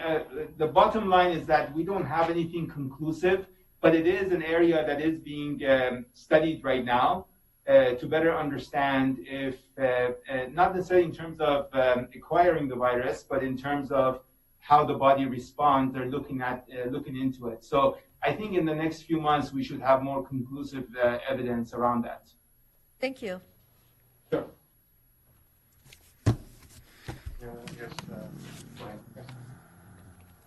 All right, on this slide here, looking at a different way of quantitating cases by week, and that is how many cases per 100,000 population. So we're looking at 200. School metric. This is the school metric. So because for some of the school metric, for one of the metrics is 30 or less cases in our county, I believe, right? Yeah. 10 per 100. Yeah. 10 it's 10 per 100, but there's also 30. 30 for hybrid education. Right. Yeah. Right. For exceptions. Right. So this would be as our case rates are going down. With the last week the data that we have here, we're down to 18. Yeah. So that would be 18 per 100,000. Yeah. So again, the two cutoffs are 10 per 100,000 and 30 per 100,000. We don't get below 10 here, but we are far below the 30 per 100,000. That we need to keep up. Right. No, so this is how many new cases we get during per week? Is that what that is? Correct. Yeah, it's incidents. Good point. We still have all these unrecovered out there. But that I just heard this morning about some universities that have had a bunch of outbreaks because of all the parties or whatever when they went back in session. It seems like that's a pretty hard. I mean, we could be easily over or under in any given week, given one outbreak or one whatever. That it seems like it may be a long time before they say, oh, because you're not going to want to. Okay, let's go to in person under those standards. Yeah, so the current guidelines, Commissioner, speak to 3 consecutive weeks of being under the targets, which, as Dr. Foster rightfully said, generally it's 10 per 100,000, but there are some exceptions made for 30 per 100,000 as well, for example, for K through 3. So they want to see 3 weeks along with the next metrics, so that maybe perhaps I can go to the next metric as well, because it needs to be a combination of a couple of metrics. But 5% test positivity rate, as well as less than 30 cases per 100,000 population. So for both metrics, we meet both criteria on the next slide here. So in fact, we went well under 5% test positivity rate now for 3 weeks. So we've reached that by the percent positivity being between 2.1, 3.1% for the last 3 weeks by that graph you see there. However, in terms of the total numbers of cases per week per 100,000 population, we're still over 10, but under 30 at 18. Right, and then there's a third indicator, which is the state level positivity, test positivity, as you're kindly aware, and that also factors in as well. I think the takeaway here is that we have made some gains. If we can keep up these numbers, we might have an opportunity to have at least our K through 3 kiddos go have some in-class experience, and then if the numbers continue to drop down to get to 10 below 100,000, which, by the way, during March and April we were in that situation for a while. So it's realistic. This is not really an unrealistic target. Nahad, we were in a lockdown. Yes. We were in a lockdown and not doing very many tests. I mean, it's easy. People weren't even leaving their house, Nahad. So, yeah, that's not living. See, the way you could get to the less testing positive is you just do, I mean, we did a quarter or a fifth of the amount of tests as we're doing now. I mean, so that by itself would be a factor. What I worry about, though, is you get down and you make that for 3 weeks, but what I'm saying is it gets thrown off by an outbreak in some workplace or a care center or wherever, and it throws it off for 2 or 3 weeks like it has here. I mean, the one Mount Bachelor added 66 to about a couple 3 week period, and you can take that out of our chart from. So I don't know. I think that's a good point. I mean, the percent positivity or the positive test rate is, to me, a better reflector of how we're doing in terms of incidence or even prevalence in the community. If there are still some communities, smaller counties, that aren't doing that many tests per week. So if you only do 30 tests per week, you're very likely to get less than 10 cases per your population. If your population is 10,000, then that would be 1 case. But my point is that if you don't do a lot of tests, the total number of cases is going to be lower, whereas the test positivity is a better reflector.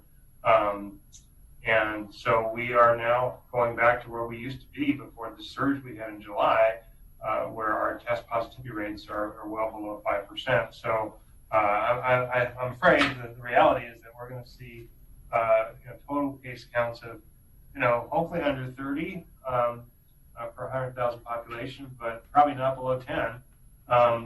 We may get 11 or 12 and have percent positivity rates that are 1.5% or 1.2%, well below 5%. So for counties that are doing a lot of testing, there's a bit of a discordance between total test positive and the percent positivity rate. So, Commissioners, the formula for us to continue to reopen the economy and our community and still try to keep the cases low is coming up in my last slide. It's the magic bullet here that I only thought of, no one else. I'm just joking. But let me. What page are we looking at, Nahad? Oh, there it is. I can't give you. I don't want to give away give away my secrets yet. So, Commissioners, I'm going to actually leave this slide for all of you because I know you are huge advocates for vaccines and especially with the anticipation of school. I mean, either way, schools are going to open, whether online, the hybrid, or in class. And it's that time of year that we're reminded of catching up with the vaccine schedule. So if you have any words of wisdom in terms of our community making sure that they catch up with the vaccines and everyone's fully vaccinated, please feel free to share them. Well, actually, Nahad, last winter, I remember that the flu was really hard on children. In fact, one of our county departments had 3 children that were in St. Charles at the same time. And so who knows what this next flu season's going to be. And, if it's going to be something that targets children like last winter's did. But definitely it can make a difference. And people should look up. It actually amounts to 22 vaccinations for your children's from, I believe, 0 to 18. It's 22, according to what I've been instructed to by the public health department. So, we don't want to bring polio back. We don't want to bring the measles back. There's a lot of things out there that really we don't want to bring back. And herd immunity is important. If the unvaccinated herd gets too big, then it makes it dangerous for everyone. And there are people out there that cannot be vaccinated. They may have immune issues, and so to protect everyone, please think of your vaccines. When I'd share the message that just get educated, understand what's being asked, learn about it, ask questions, make sure you're communicating with the doctor, trusted authority. We are the local public health authority, and I do support the fact that vaccines are available, getting kids in school. There's just the density of a group. It's going to be very important that we have just knowledge on this. I think back to my wife points out to when my son was really young, and she talked about the vaccine schedule that the doctor was proposing, and I didn't know anything about it. Not until this last couple of years did my wife explain to me how tormented she was learning about this and understanding what the choices as a parent going through this vaccine schedule. So communicate amongst spouses too, as to say, I didn't even know. as a dad, I didn't understand what my wife went through. So everybody just communicate about that and learn. Thank you. Thank you, Commissioner DeBone. Exactly. I mean, frankly, this is what life would be like every day if we didn't have vaccines. So when we look at COVID, if we didn't have the other 20 plus vaccines that Commissioner Adair referenced, that's how life would be like every day. We would be scared to be out, being in contact with people, worried about measles and other diseases. So polio, I mean, I wasn't alive, obviously, in the 50s and prior, but people were scared of sending their kids to swimming pools and afraid of polio. And so this is, in fact, we shouldn't have a short-term memory of what life would be like without vaccines. And this is the time for us to actually, as you rightfully said, Commissioner DeBone, get in touch with our health providers and make sure that we do the responsible thing, which is vaccinate ourselves against flu and other vaccines, and our children against all the routine vaccinations that are available. So thank you for that. And then in conclusion, at least from my side, some of the key messages. And so I do believe that we can open up the economy reasonably well with some caveats. And here are some of the secrets that I referred to earlier. Really, the first message I want to start with is just we need to continue to be kind. Every day in the past, when I used to drop off my kids at school, I would say to them, be, and they would say kind. And I would say mistakes are, and they would say, okay. So now I'm not able to drop them off at school, but at home before I leave, I ask them the same, we go through the same routine. And our community, we should just, we should not forget our values. We should be kind with each other. We should not shame each other. And if we make a mistake like I do, I forget my mask, it seems like every other day. I mean, mistakes are okay. Let's just move on and let's be forgiving.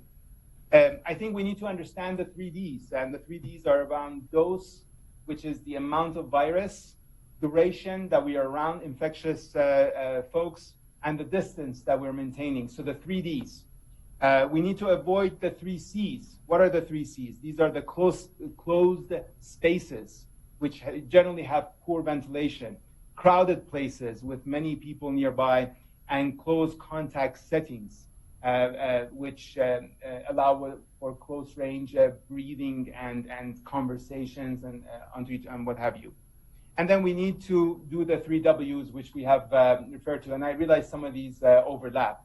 And those are around wearing our masks, watching our distance, and washing our hands and wiping surfaces as needed. So I think the 3Ds times the 3Cs times the 3Ws, or they could be additive. So 3Ds plus 3Cs plus the 3Ws do equal what our secret weapon, which will help us overcome this crisis. Not everybody likes algebra. Be careful here, mixing numbers and letters. Thanks, so our secret weapon. What is our secret weapon? We are Deschutes United, we are Deschutes Caring, and we are Deschutes Smart. There you go. Thank you. For this opportunity to present. Dr. Conway is also online for the updates if you desire.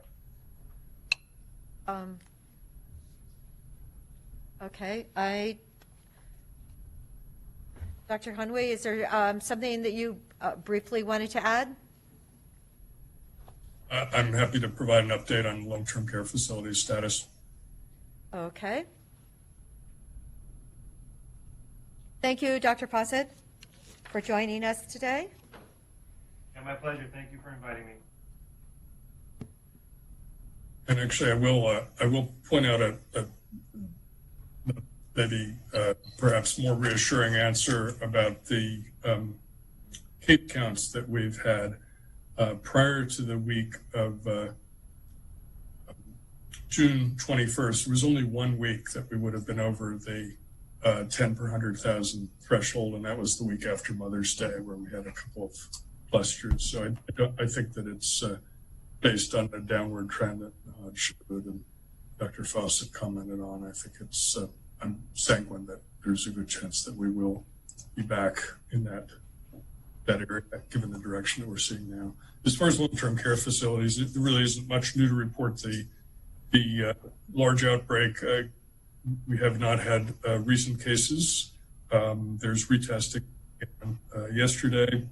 There's 2 other facilities that have had more than 1 staff positive that are continuing to do retesting. It looks reasonably good for that clearing sometime soon. And then there are 3 where there were positive staff members that have now been cleared because they've gone 2 weeks with clear testing. And we're on a trajectory to have the first pass of testing for facilities in Deschutes, for all the long-term care facilities in Deschutes completed by the end of this week. We had last week, I think we had the report of the one business facility that had a outbreak, I guess, of 8 or 10 cases. Any more reporting on that, or? I don't have that in front of me, Rich or Nahad. Do you?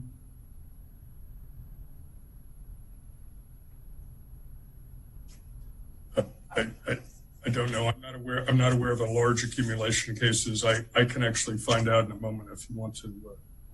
Sorry, would you mind repeating the question? Yeah, last week we had the notice that we had the one business facility that had I guess I'll call it an outbreak of 8 or so cases, and I just wondering if there's any update on that, or if we've had any more, entities or businesses or whatever that have had cases, outbreaks. Commissioner, as far as I know, we haven't had other entities that have reached that threshold to report. I think we had an additional case or 2 since then for that particular facility. Good. It didn't grow into 40 or something. That's good. No, and I just checked the last night's update from our CD team, and I'm not aware of any cases past the. There's a good again. I think it's the OHA puts out that weekly report where they list all the businesses and all the facilities in the whole state and how many. It's kind of a good way to study where things are happening, so to speak. So. Well, in general, things appear to be calming down. We hope that people persist with the good practices that Nahat pointed out.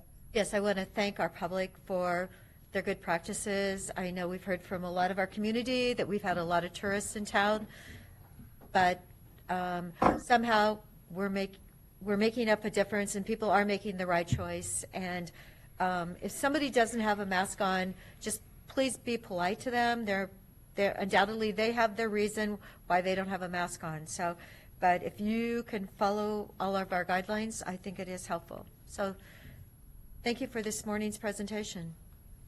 Thanks for the reminders about immunization, too. Yes, of course. Always. Inviting us. Thank you. Thank you. Okay.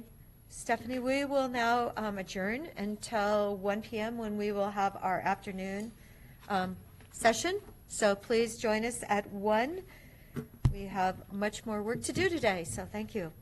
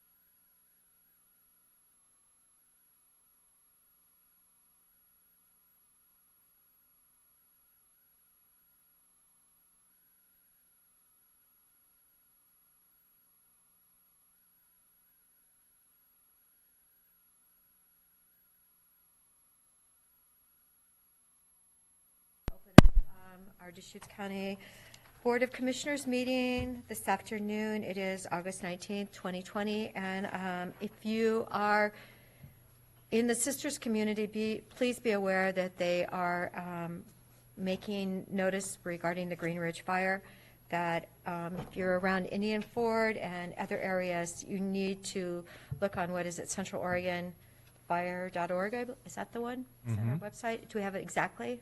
That's it. Okay, because I do get their emails and I follow them on Twitter. So it's, OregonFire.org. okay, please pay attention. Watching that fire from my house it was way out there, but you knew that it was 500 acres, I believe, this morning, and it's burning east.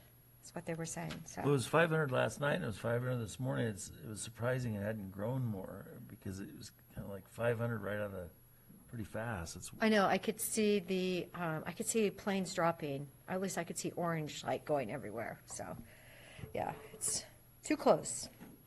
That's one of the areas that the Forest Collaborative is planning to study next, or is that Green Ridge area. So. I know. I rode my horse out there. It's so beautiful. Okay, so we are going to actually switch this afternoon's agenda a bit, because we want to have Andrea join us for the Transportation Improvement Fund update. So, Whitney, do you want to open that up? I will.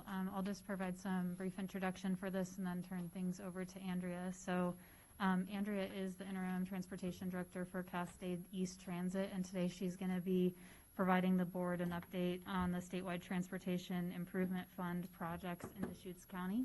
So for folks that might not be super familiar with that program, a state payroll tax of 1/10 of 1% funds the statewide Transportation Improvement Fund, which is referred to as throughout the state. And because there's not a transit district within Deschutes County, local public transportation service providers apply for STIF funds through the county.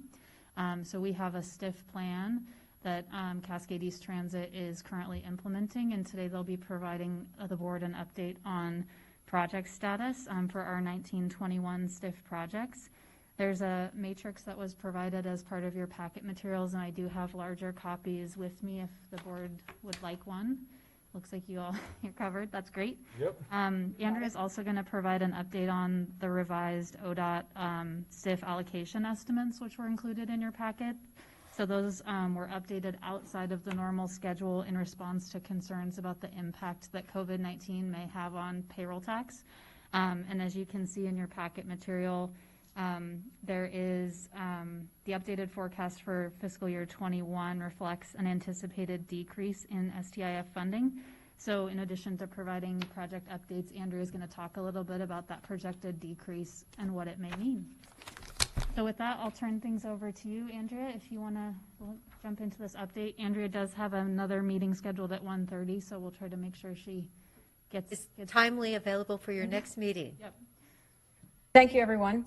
And thank you for the intro, Whitney. So if you take a look at the matrix that we provided you, we basically put it into 3 categories. The first being service enhancements and actually growth of transit and buses on the road, technology, and then program administration and safety.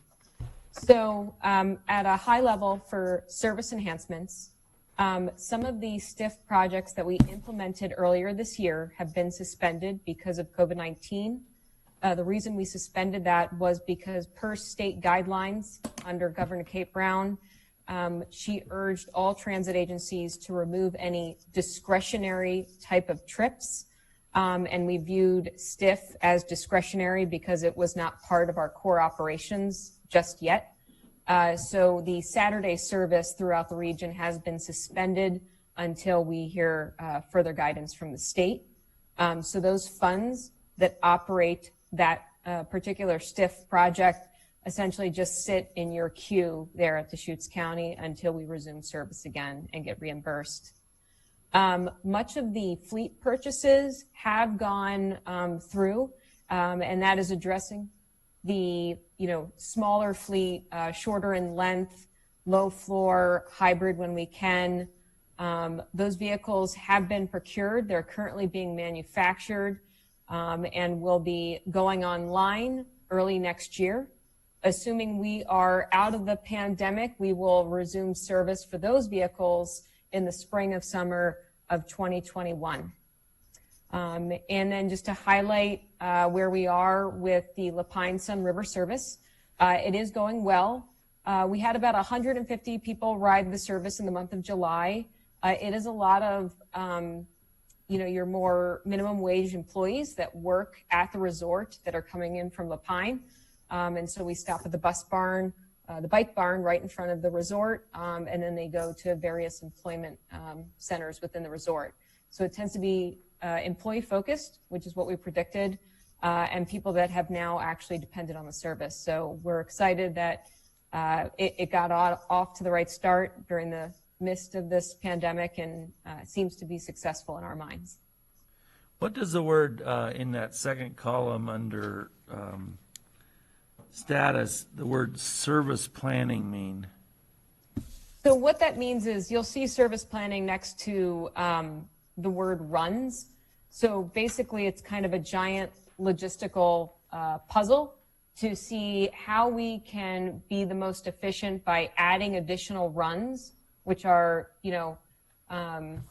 added, runs during the frequency, and how they kind of interlined with each other. So to give you an example, the Route 24 service Redmond to Bend, one of the public comments that we got back is it doesn't really have a 5 o'clock commuter evening run. And so what we're doing is, while we start to incorporate that run, can we interline the bus so that it goes straight down to Lapine, and what it means for extra runs in Lapine, and kind of how that those extra shuttles and extra runs kind of align with one another, so that the transfers aren't long and people are not waiting for a long period of time. So that's what service planning is. Okay, and then because it looks like there's a lot in this matrix, it's great. There's a column called project cost through June. Is that June 21 or June 20? That is as of this last quarter, so June of 20. June 20, okay. So but that's a separate number than where it says project budget. It's really small. So is that different than buying things?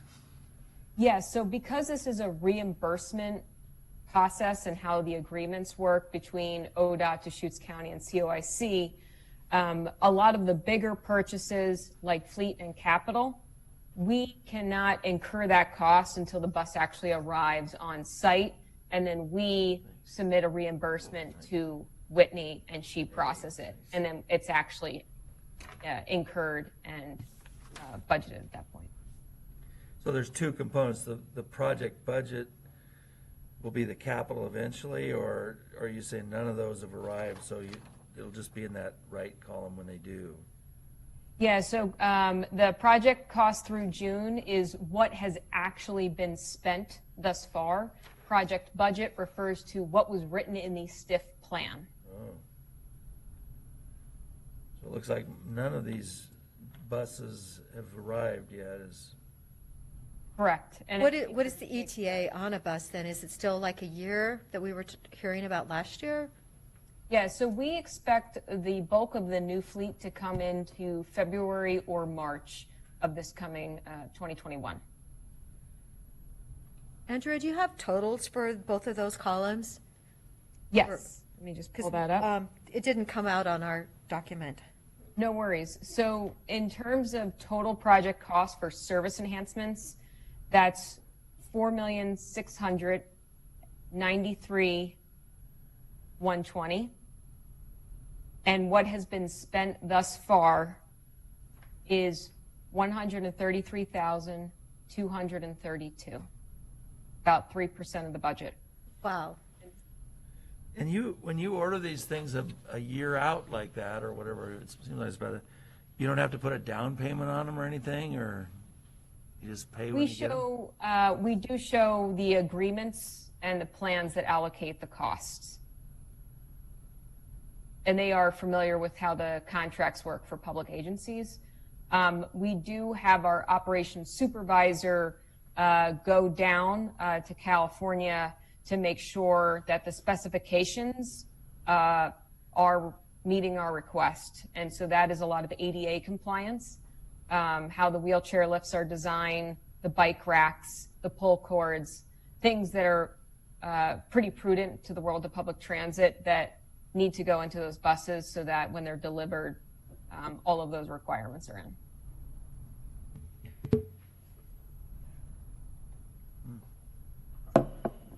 So I know it's a lot of kind of status quo right now with the service planning, but until we get the capital and obviously the delays of COVID-19, we've kind of been at a standstill for a lot of this.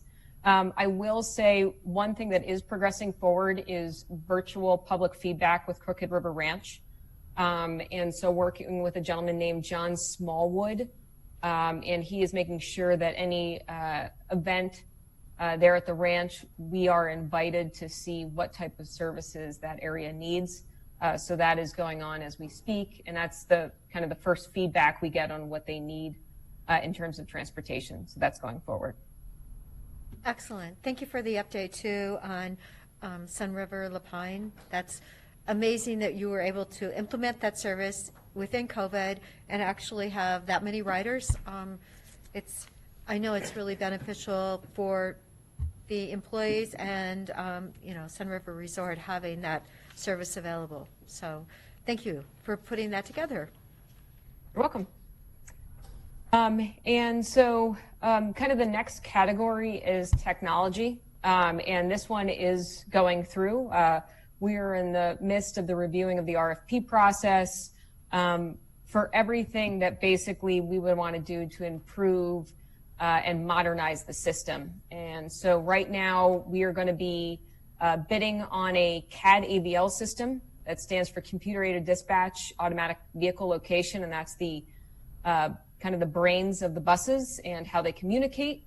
And so once we update that system, it allows for real-time signage, the ability to reserve a ride that day. We start to mirror a lot of the tech advancements of things like Uber and Lyft and car share and bike share. So things that allow reservations to happen in real time. And so that is going underway, and it will be a new technology that we'll procure this year into next year. All right. Does anybody have any questions regarding the technology? Well, is there a reason it's it's two different line items? It says the same thing. Wasn't that our amendment that we had to do? The Yes. 238,000? Yep. And so although some of the project asks can be specific, basically the generic overtone is that the CAD AVL system will allow these kind of smaller customer-facing technologies happen.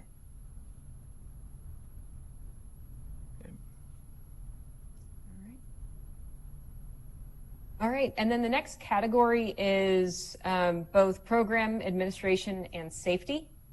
So one thing I do want to highlight that has been pretty successful is some of the, particularly Project 32, the expansion piece.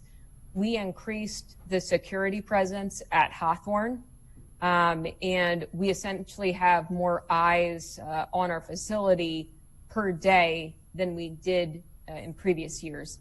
We have seen a reduction in the number of exclusions, meaning excluding an individual off-site for a very reason, when it comes to vandalism, anything of that nature, or calling Ben PD. This has shown a statistical reduction in crime related to the station.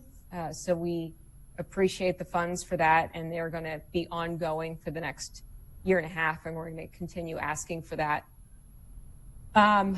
We actually contracted with Commute Options for the employee van pool program. I will say they're working with major employers to get this underway, but it is difficult with COVID because people don't necessarily want to join the same vehicle as others. So that has one that's been kind of tough. The Redmond feasibility study is underway. We contracted with Nelson Nygaard, a consulting firm, and they are working with the city of Redmond to eventually implement deviated flex route services and then future fixed route services as well. And a couple other things. Obviously, the reduced fare program. This was the #1 project from the STIF committee in terms of priority. We kind of just put that on hold because we've been fareless since April 1st for all services. And we will most likely be fareless at least until the end of the calendar year, most likely into the beginning of next. And so we're going to continue that feature in our program to avoid the transaction of money between individuals. So nobody pays to ride the bus now? Nope. No dial-a-ride, community connector, fixed route. It's all at no cost. And we are mirroring what a lot of agencies are doing to, again, reduce money handling, interaction with the driver, hands, that kind of thing.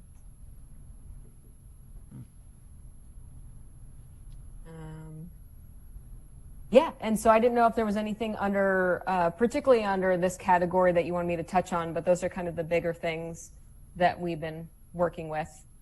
What are the two match programs that you are those? Sure. So a lot of times, obviously you guys are aware, anytime we apply for an FTA grant or an ODOT grant, there is match requirements. And so this helps us apply for things like leveraging grants with one another. So in the technology grant, we do have some match funds that we pulled. The vehicle capital purchases, we were able to provide some match. We're also doing a improvement to the parking lots in and around Hawthorne to allow for more safe ingress and egress. So that helped with the match program as well. And obviously with us not collecting any fares, this is a big help for us in terms of the local. So this is on this sheet because part of the resources you're getting from STIF, you're using to match a grant at ODOT or FTA or whatever. Correct. So that's what you're basically saying, okay. And the number you see here is the STIF part of it? Correct. It's not the whole grant, it's just, okay. Okay, interesting.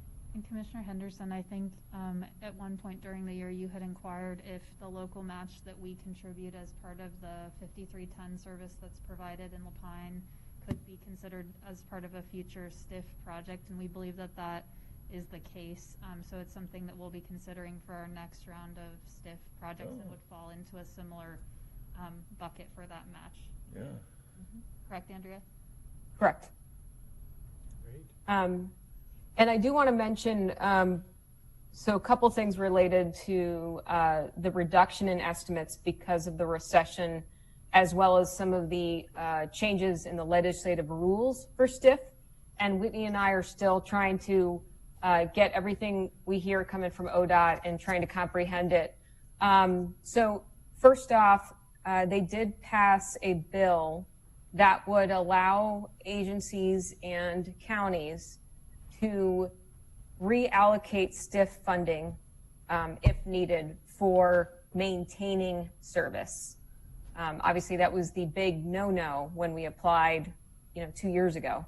But because certain agencies are struggling, they are putting things towards maintaining, but that is up to the governing body, which is you guys. So just to let you know that that is a rule that was enacted, but we don't understand the specifics yet of what we can do with that or how it's administered or how it changes the plan. So that's the first we've heard of that, and that came out in late July. Realistically, that could become what happens anyway, right? I mean, it was set up to add service, but realistically, because it's such a steady source of income, that could become the funding source for programs, because sometimes you don't need to make as many new services as you do just keep going with what you already have figured out you need. Right. Yeah, Right. that doesn't surprise me. And so, Andrea, I think as we learn more, we probably will come back to the board with a follow-up on that if it's something that you're interested in pursuing. Is that, so maybe in the fall is my guess. Right. And to give you an example of where it may be pertinent to What we're dealing with is we can see ourselves going fareless for the foreseeable future as an easy way to reduce transmission of the virus, and eventually we will not be able to sustain that. So that's something that may be considered in the future. So has Deschutes County partnership funds stopped because of that, or so? Because we have public agencies like the school, OSU Cascades, Deschutes County writing checks for employees to ride. So now That has stopped. that is too also. The one that will, I will be blunt, the one that's going to hurt us the most is our contract with RPA. We serve the Redmond Proficiency Academy at such voluminous rides for ridership, and that contract helped us with match funds for formula grants. And right now, everything is suspended, including that income coming to us. Because they have students from all over the county that attend that school, do they not? So I could see where you'd be bringing kids from Bend. They do. Yeah, I mean, the school is an incredible magnet for Redmond on that corner across from Wells Fargo. So has anybody talked about just putting a simple flash card, something, ride the bus system in place? I mean, I understand the cash transaction, but taking this public transportation system that has a lot of overhead and costs and giving it away for free for this long is just, going to cost us so much more. We do have an electronic fare system, and actually the RPA students use that as a means of data and collecting who's getting on the bus. It's just that, no one is riding the bus because RPA will not be starting physically in September. The other thing is a large chunk of our lower income employees who we've been desperately trying to get on the e-fare system still have a hard time with that and rely a lot on coin and cash. So that's something internally that we're pushing, but the resources are there that if and when we want to go completely electronic fare, we will pull that plug.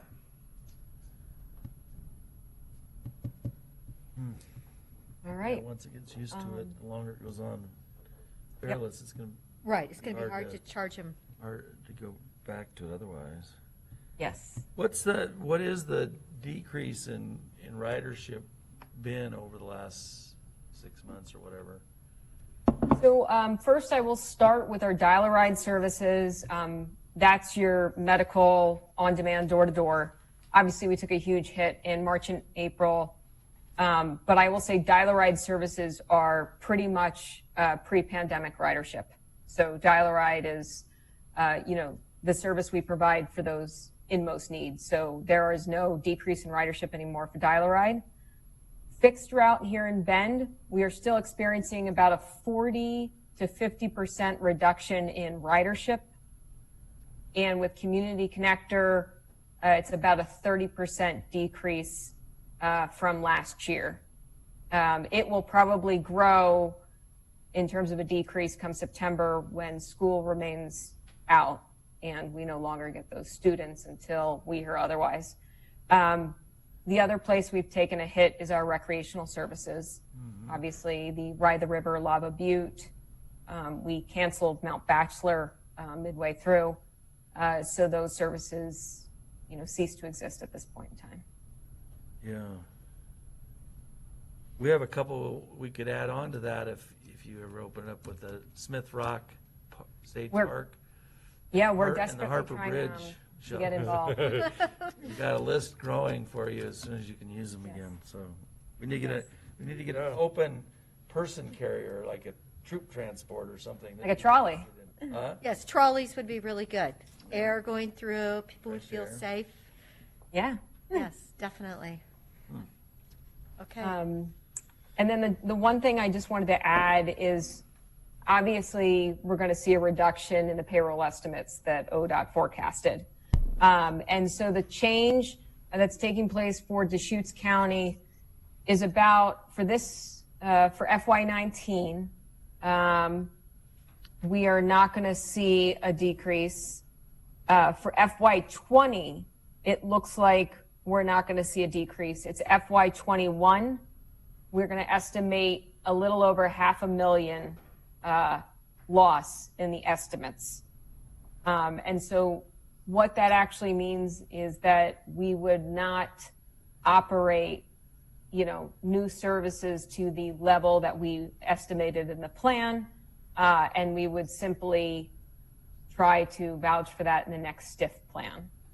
Is that about $500,000 of about $3 million? You lose about $500,000 of 3 or 2.5. Yeah. So not terrible, but with the state of the economy, there's always a chance that payroll taxes stall. We have no idea, so we're just trying to play it as safe as possible. Well, it's always better to be conservative, and then we can be surprised. Yes. Pleasantly surprised.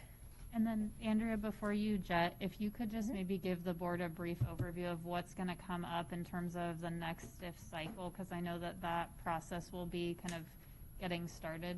Can you give them kind of a brief overview of what those next steps look like? Sure. Just to let you guys know, we are in the final stages of our master plan being adopted September 3rd by the COIC board. And so we're hoping to solidify that plan into adoption. And that plan will serve for the next future STIF cycle. The STIF plans for 21 to 23 are due to ODOT February 1st, 2021. And Whitney, myself, and our team will be meeting with the STIF committees to generate new project ideas and seeing how the previous plan will overlap, as well as prioritize those needs. And then obviously we will be going in front of you again, probably late this calendar year, to ensure that you're okay with the next STIF cycle. Can you, I just read about the issues around Hawthorne in the paper, I don't know, it was yesterday or something. Mm-hmm. But I've noticed the signs there, because I drive through that neighborhood going one way or another. And is there a short-term solution of some kind, or I just know what I've read, basically? Sure. So, I'm fully aware of the Hawthorne Neighbor Coalition. We speak to them daily. So there is a plethora of short-term, and when I mean short-term, I mean 2 to 5 years, projects that are addressing concerns. So a couple things that touch STIF, we're talking our parking lot improvements, increased in security, camera, patrolling, things of that nature. Also, there's some interior improvements to the actual value of that building. We're bringing it up to ADA standards. So there are some short-term, kind of low-hanging fruit things that we're doing to enhance that area and make it better for our neighbors. The executive director, Tammy, and myself are internally talking about the future of that site and what it would mean to eventually remove ourselves from 3rd and Hawthorne, putting future funding aside for mobility hubs, getting out of the hub and spoke model, going to a multi-centric kind of grid network. And so there are definite larger conversations taking place on whether it means potential leasing of property that ODOT has, setting aside future STIF funding for a new site. These are big, expensive capital plans that can just not be done overnight. So we're aware, we're doing everything we can in the short term, and the mid to long term is already being planned as we speak. Andrea, how many acres are there at Hawthorne Station? I'd say it's about an acre. Really? Okay. So it is pretty well maxed out then? Yes. And one thing that I'm trying to explain to the Hawthorne neighbors is that we still need to find a site within the central business district that has a high employee density and population density. I know there's a view there in the neighbors that they simply want us out, but if we purchase something far out of town that's not going to be utilized, then that's also considered a waste of funds. So we still have to be somewhere within the busiest part of Bend to make sense of this all.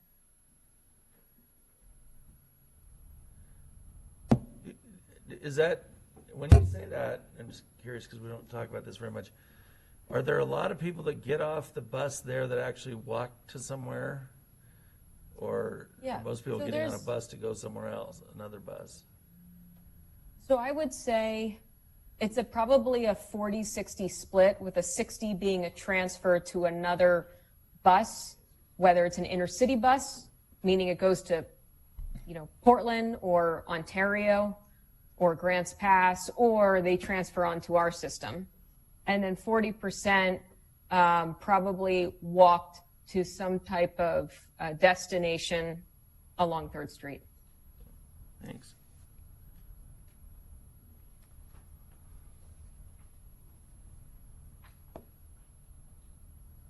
Okay.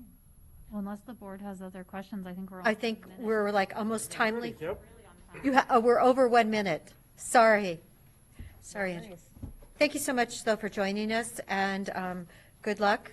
And hopefully I'll be able to join you later. Thank you. Thank you. Are you going to their open house or whatever it is? They have a meeting on the, There's a meeting that starts right now that goes to 3:30 that I was invited to go to, attend if I could. well, isn't it a public meeting? Yes, It's about the Hawthorne Station, isn't it? Or I believe so. Okay, so Whitney, we've transferred, we're back to item number 13 on our agenda. Would you like to take it away? Thank you. Today we'll be providing the board performance measure updates for Q4, and we have a variety of staff that will be joining us to provide those updates. I'm going to take these updates a little bit out of the order that they appear in your packet. If that's okay with you, Chair Adair. Given that Holly is here in person, I think we'll defer to her and have her go first. And this is actually the last bullet in your packet materials, and it's a measure that was for facilities, and I believe Dan Hopper might be joining us via Zoom. But this is an update on completion of the stabilization center. And so Holly will be providing the board an update. Obviously, you're aware of that, having attended the open house and been very engaged in the process, but she'll provide an update on that. And this update falls under the board's goal of safe communities and the objective, provide safe and secure communities through coordinated public safety services. Hi, Holly, I will let you take it away and provide that update. Great, and if we could have Dan available and ready to speak more towards the completion of the actual construction, timelines associated with that, and anything related to the public safety campus, that would be great. But I'm Holly Harris, Program Manager with Behavioral Health, and I have plenty of statistics and updates to provide you on the operations of the facility. So depending on what you'd rather hear first. I don't know if Dan's joining us or not. There he is.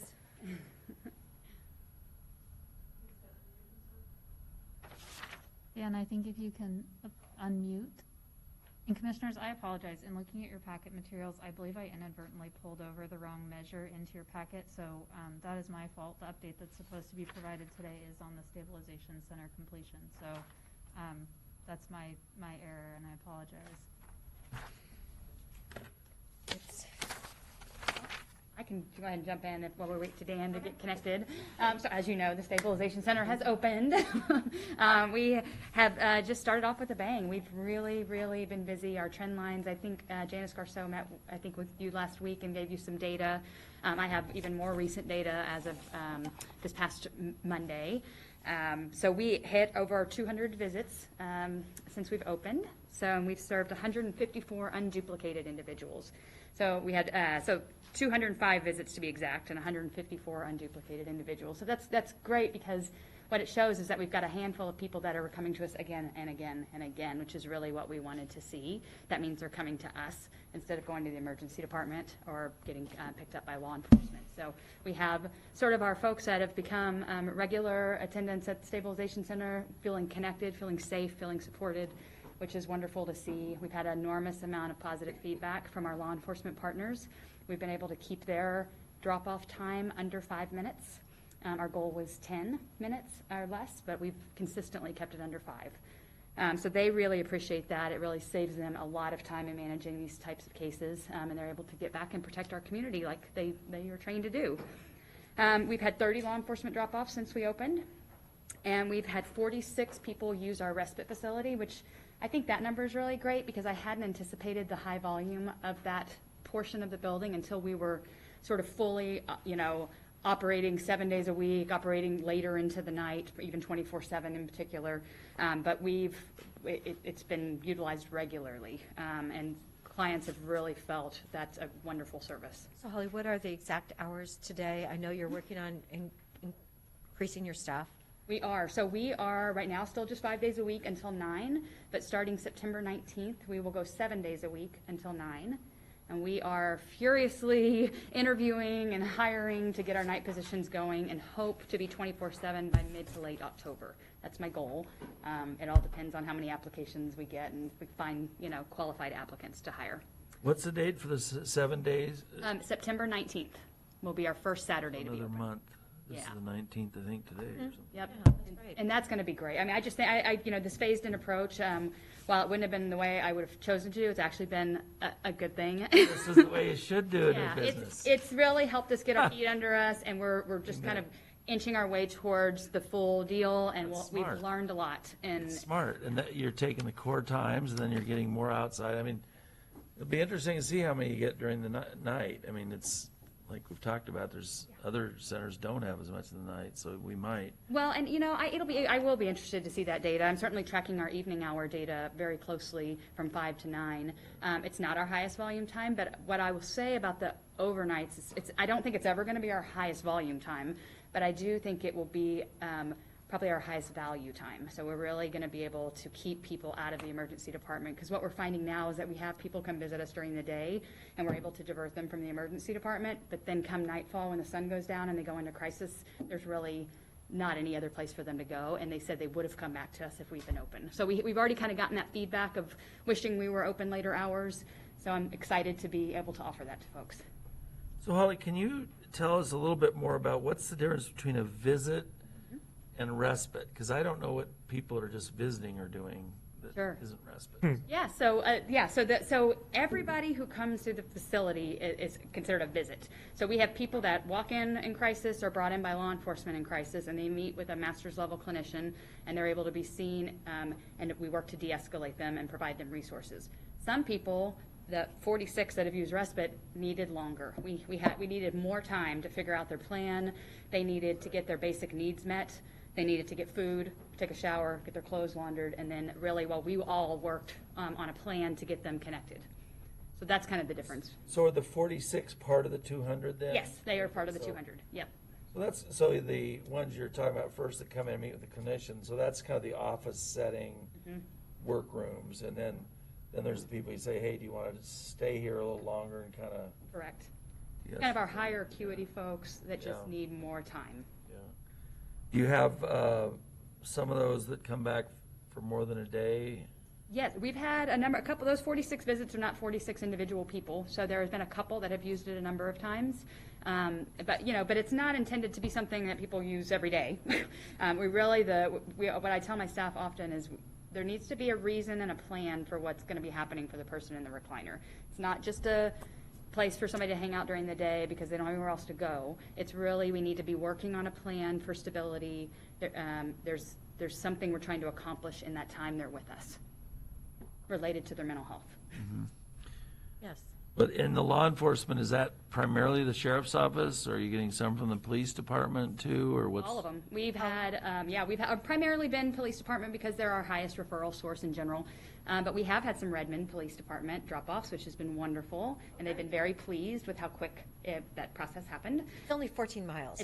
We're right there on their side of town, so it's been really good, and I expect that to increase as we expand our hours. And then the sheriff's office has absolutely been bringing people, and they just will walk people over sometimes right from jail.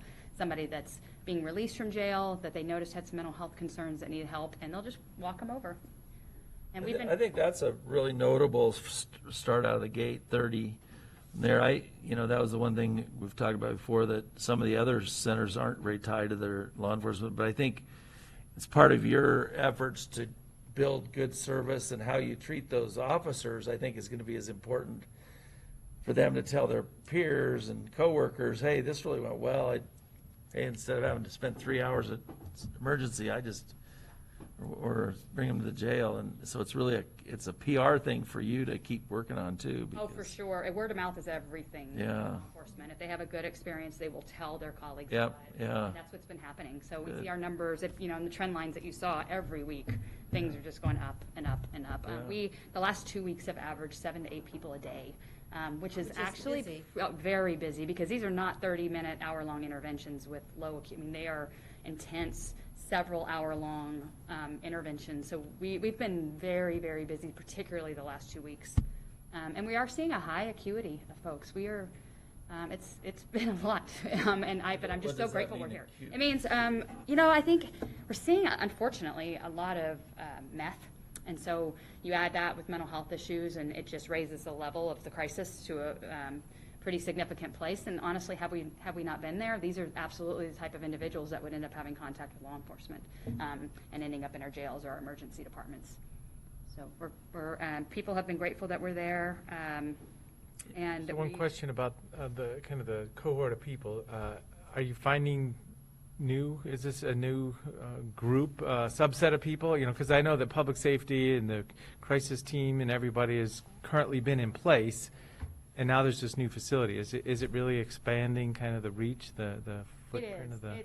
Yes, it is, especially to kids and families. We're definitely expanding the reach, although I still want to see those numbers keep going up. It's hard right now with COVID. We don't have as many eyes on our kids. And so our referrals in general are going down for kids. But that's an area that I think we're seeing a lot of new clients. And then we definitely see some people that we've already known and have had history with them. But we are seeing a lot of people that we did not know and are able to reach now that have historically just ended up in the jail. Have you done any breakdowns, age groups, young people? We broke it down between children and adults. I can certainly What start do you breaking that consider a down child further. in? Under 18? Or? Yes, 18 and under.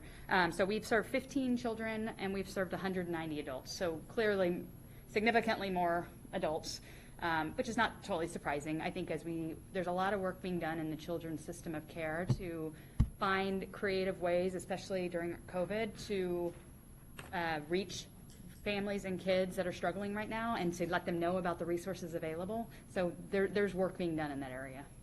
Okay, and I know I need to bring over coffee grounds for your lavender because they need the acidity, and the ones I planted last year are gigantic this year. So I will do that. I almost sent you a picture of it the other day. They're actually doing quite well. Are they doing well? They're Okay. They're a lot bigger than last time you saw them. Oh, good, because I know they needed help when I saw them. In the quarterly report. Yeah. I know. We'll have our gardening. Say a note, Commissioner Mayor failed to provide. Coffee grounds. Oh, that's what it You was. also Yeah, use that's the pine note. needles, those Yeah. work. Right. Yes, but Ground it's up the pine needles. acidity of the coffee grounds that are so great. Well, that's what pine needles do. They add acidity. Well, You got to put lime on your yards to counter them. okay. Well, all right. So now we're all expert gardeners. But no, this is excellent news. I know you waited a long time, so thank you for that report and the fact that law enforcement has such a great connection. That is really going to make a huge difference on people that are going into our system, into our jails. I mean, keeping them out, I think that's terrific if you can do that.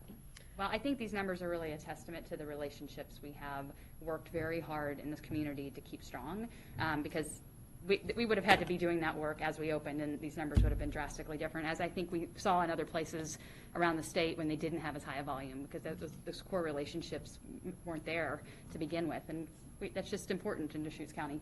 I think it's really important. Yeah. And I don't really think when we were traveling around that we really saw, except for probably Salem. I think Right. Salem probably has an excellent relationship. with their law They've been there a long time and they have that. But we didn't see it in Eugene or, the other part of Clackamas was definitely not there. So, yeah. Great.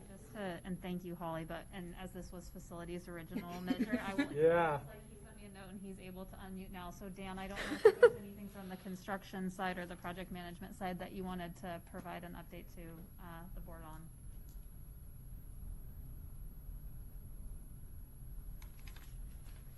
And we're having trouble hearing you, Dan, if you...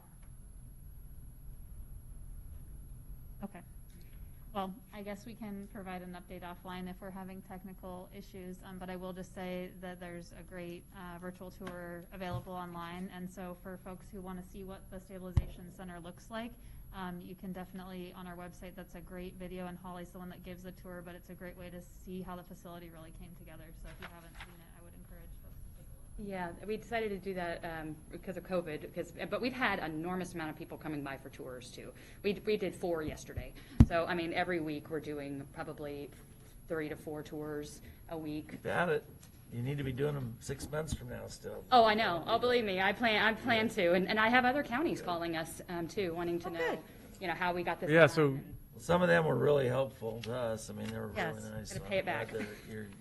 They were. We actually should invite some of those directors that spent time with us, because they really did take. They were a chunk of unbelievably their helpful. day. They were. I picked a lot of brains over the last few years, so I'm definitely going to pay it back to whoever is interested. So what's the video you said? I created, my colleagues and I created a video of a tour of the Stabilization Center and just information about what we provide there, the resources available, and just get a good look of it. And so it's on our website. You can just click on it and see. We also have a 1-page flyer and a brochure, both in English and Spanish, available on our website as well. I mean, I will just say. Have we done your tour in Spanish yet? No, that's a good idea, though. We should. We need to do that. It's a really guys. good idea. Yes. I know we're always trying to reach out. Yes. And that would be Thank very you for that. important. I will work on Maybe that. if we get 1 million views of it, we can get an award or something, right? That would be good.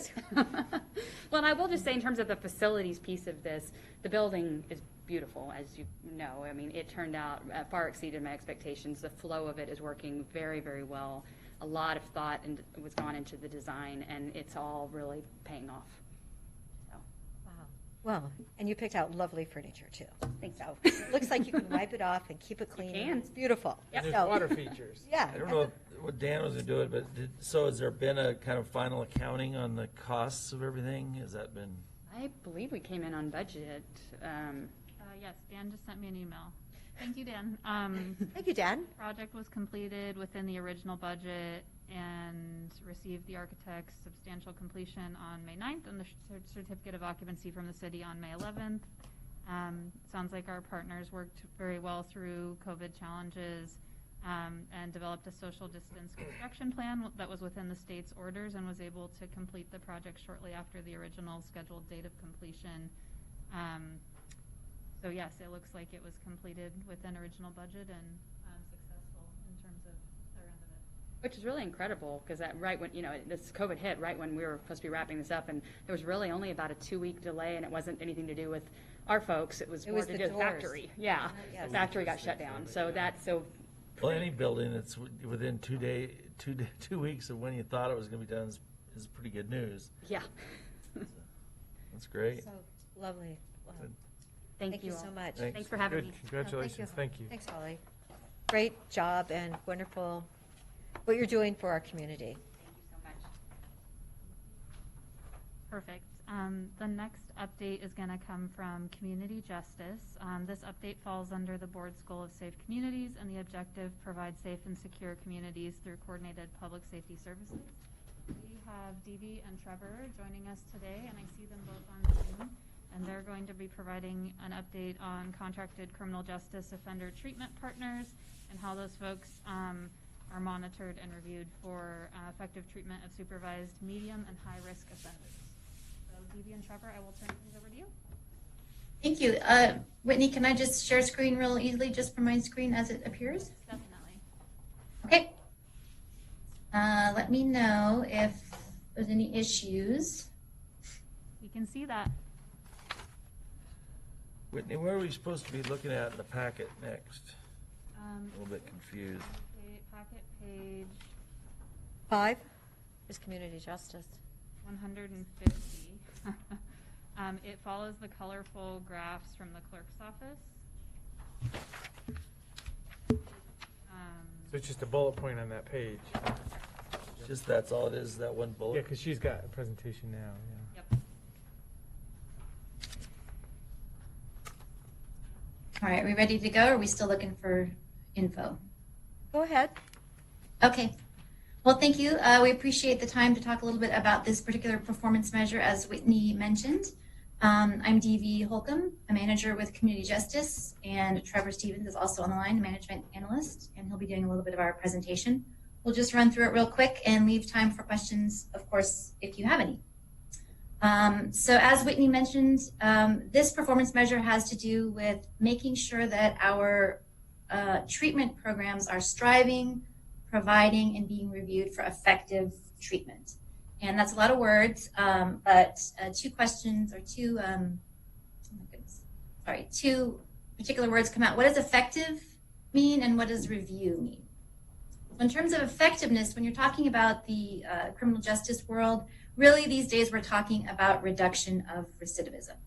And that is, from the quote you can see up on the screen, is really because things like jail, custody, mandatory arrests don't really have any impact on recidivism. They perform other needed services, but it's not reduction of recidivism.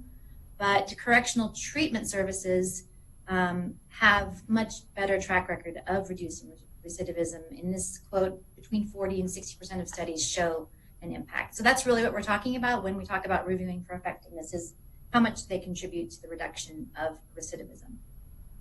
Secondly, what does review mean?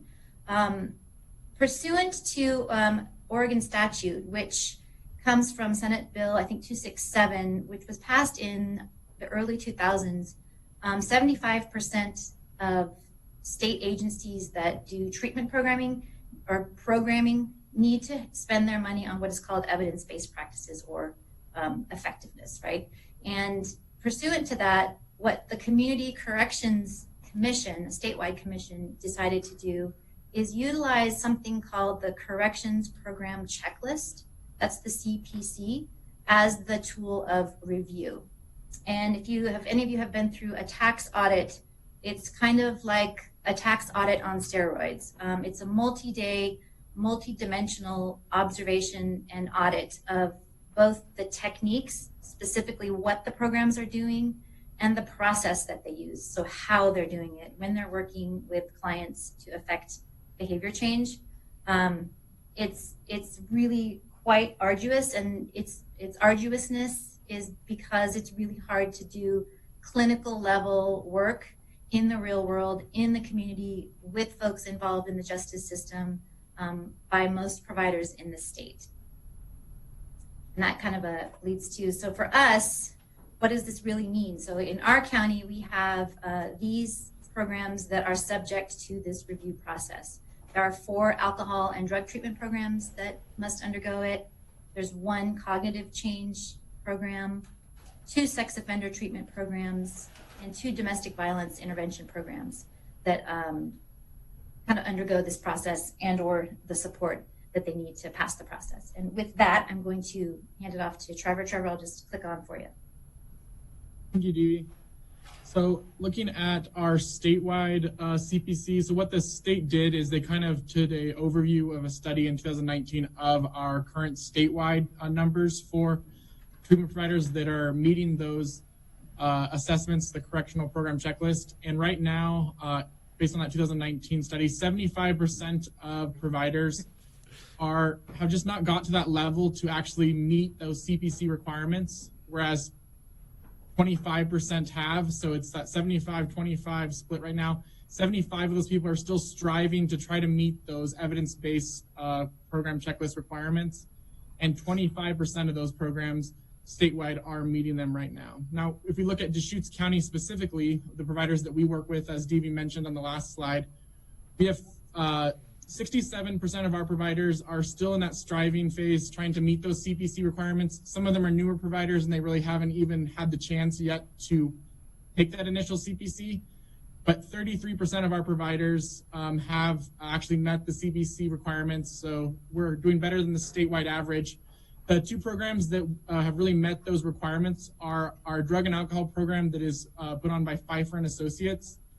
They have done a lot of work to really make sure they got up to the level that was necessary to meet those CPC requirements. And then our in-house moral reincarnation therapy, it's our MRT program that you hear us talk about. We have met the CPC requirements for that program. Next view. And so here's a list of our providers. We have Pfeiffer and Associates. They're in that providing status. They're really providing those evidence-based CPC level requirements.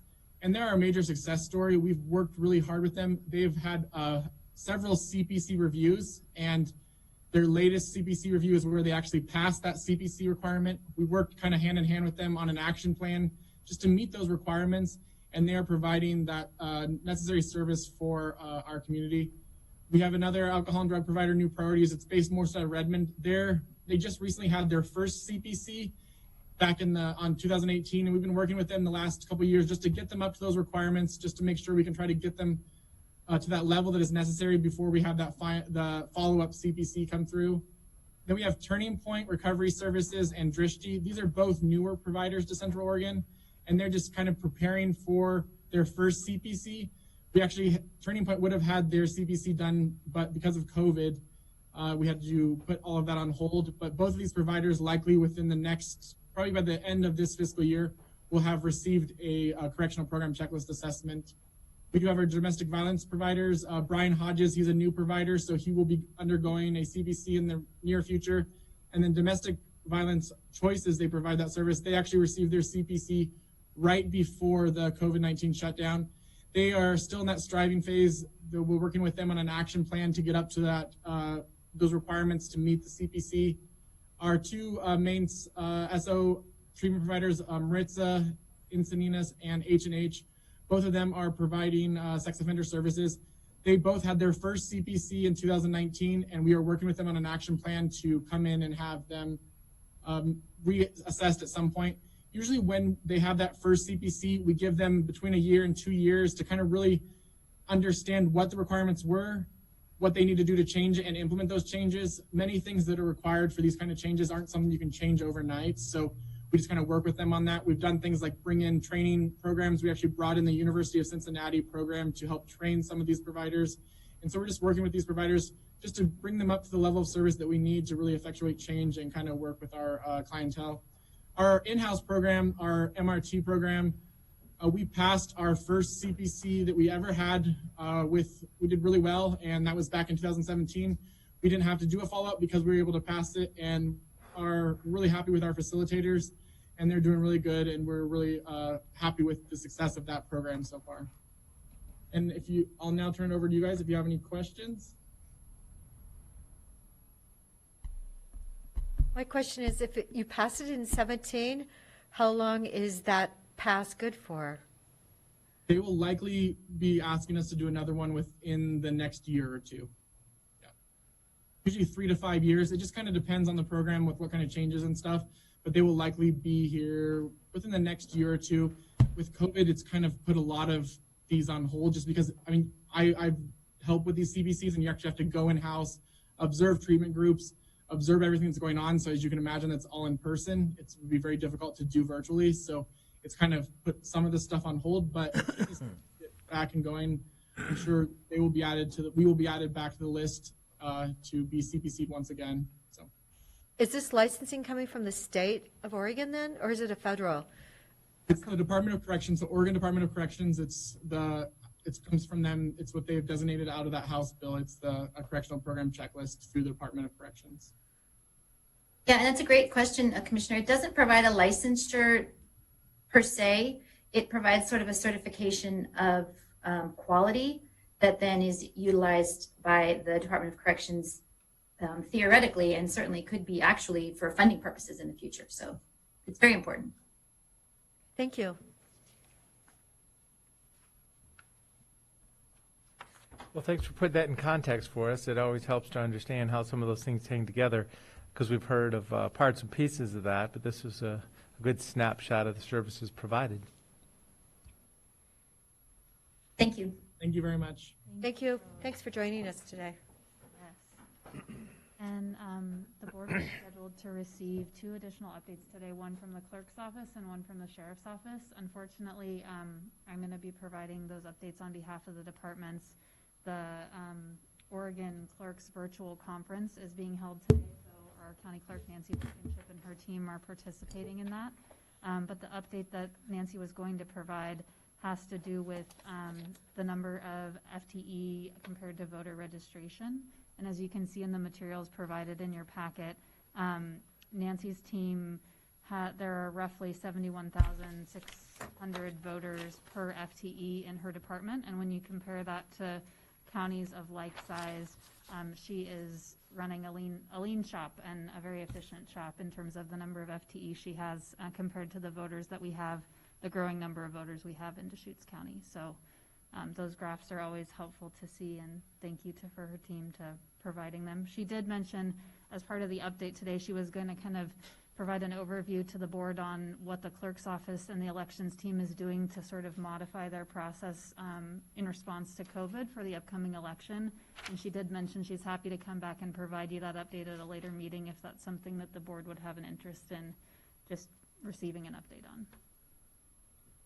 And then the last update for today comes from the sheriff's office, and Lieutenant Bailey, as he was issuing level 1 and level 2 evacuation notices this afternoon, has his hands quite full, but he did provide me that update, which is related to patrol contacts. So patrol contacts are all 911 calls, all non-emergency calls, and all sheriff's office initiated contact within the community.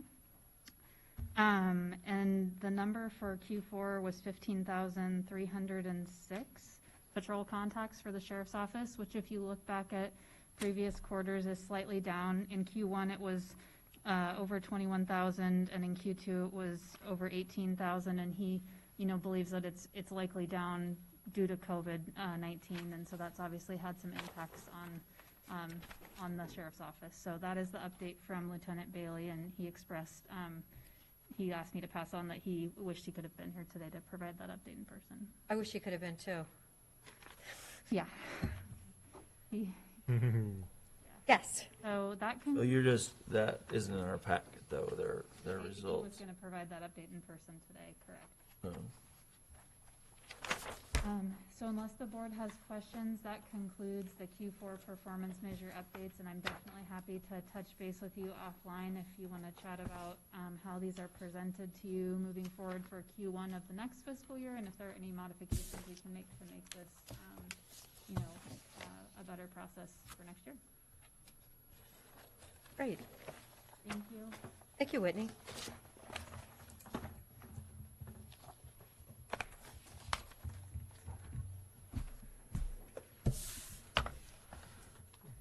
All right, so it looks like we are now at other items. I've got one or two things. So tomorrow is the Blues Intergovernmental Council meeting during the day with our Eastern Oregon Counties Association. I don't know if anybody was planning on being involved or part of that. Something else was on top of that, so that's why I brought it here. Yeah, I think it's I thought tomorrow. it was canceled from Harvest. Didn't you get an email that said they're canceling? I thought it was. Oh yeah, maybe. Well, was Monday. it for? Or is Oh it- yeah, for next Tuesday, the 25th. Yes, it's been canceled, I think. Okay, so this was me trying to organize myself yesterday, so maybe it's already been The canceled meeting was since. canceled for the 24th. Oh no, the 24th. So this is the full BIC committee meeting scheduled from like 8 to something, like all day. Right, they're doing this subcommittee meeting starting at 8 a.m. in Yeah. the morning, so there will be a So schedule. that is still on the books. Yes, that's. So the EDCO Maiden Bend tour is that morning also. So as I say, I was just, oh no, this is next Tuesday, sorry. I don't know what I was I'd like to thinking. go but- to the EDCO one, I Yeah. haven't heard about that.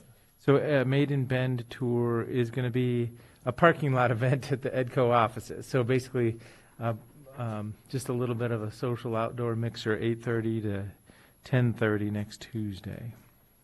Wow, what a difference from last year. Yeah. Where's their parking lot? Over by OSU. The graduate center offices. Oh, You know where that is? Yeah. Yes. On the But that's at the same time. So yeah, I don't know, as I say, the Blues Intergovernmental Council, I don't know if anybody in that? I'm probably not gonna listen in on that, it's just, I don't feel like I So I get, could contribute much or get much from it. I could say hi at some point. And I'm always in the same spot. Yeah, we want to make sure this is successful forest plan, because that really matters for the forest plans in the future. This is becoming a kind of a reference case, but for us specifically for the Blues Intergovernmental Council we're just an advocate, you know. I'm on the economic one, so I'll sign up and see what time that one is. Okay, well, that's fine. So, yeah, I may attend part of it, that's all I'll say. And then I have a COVID board meeting that afternoon also. That's next Tuesday.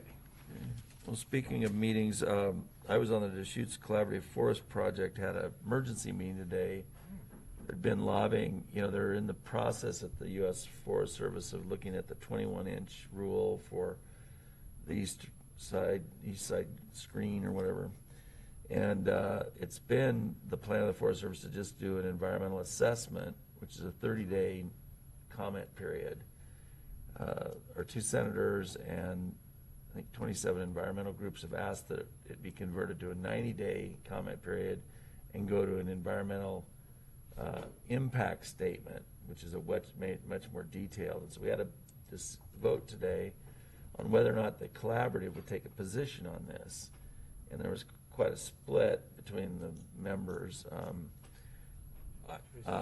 And this is just a rule that allows the 21, it takes away the arbitrary 21-inch rule and you still have to deal with large versus small in all planned projects, but we ended up because there was a split, not a consensus, we didn't go forward with taking a position on that, but it was real clear lines really about that. And but for almost 25 years or maybe more, you haven't been able to harvest anything more than 21 inches, and so I voted against extending the times and going to environmental impact statements because it's So it's like belts and suspenders from a planning point of view. There are all these extra steps, and now they want our land use. to extend the process of even reviewing that step to see if they can make a decision on it, which means success by somebody who wants to slow it down. And anyways,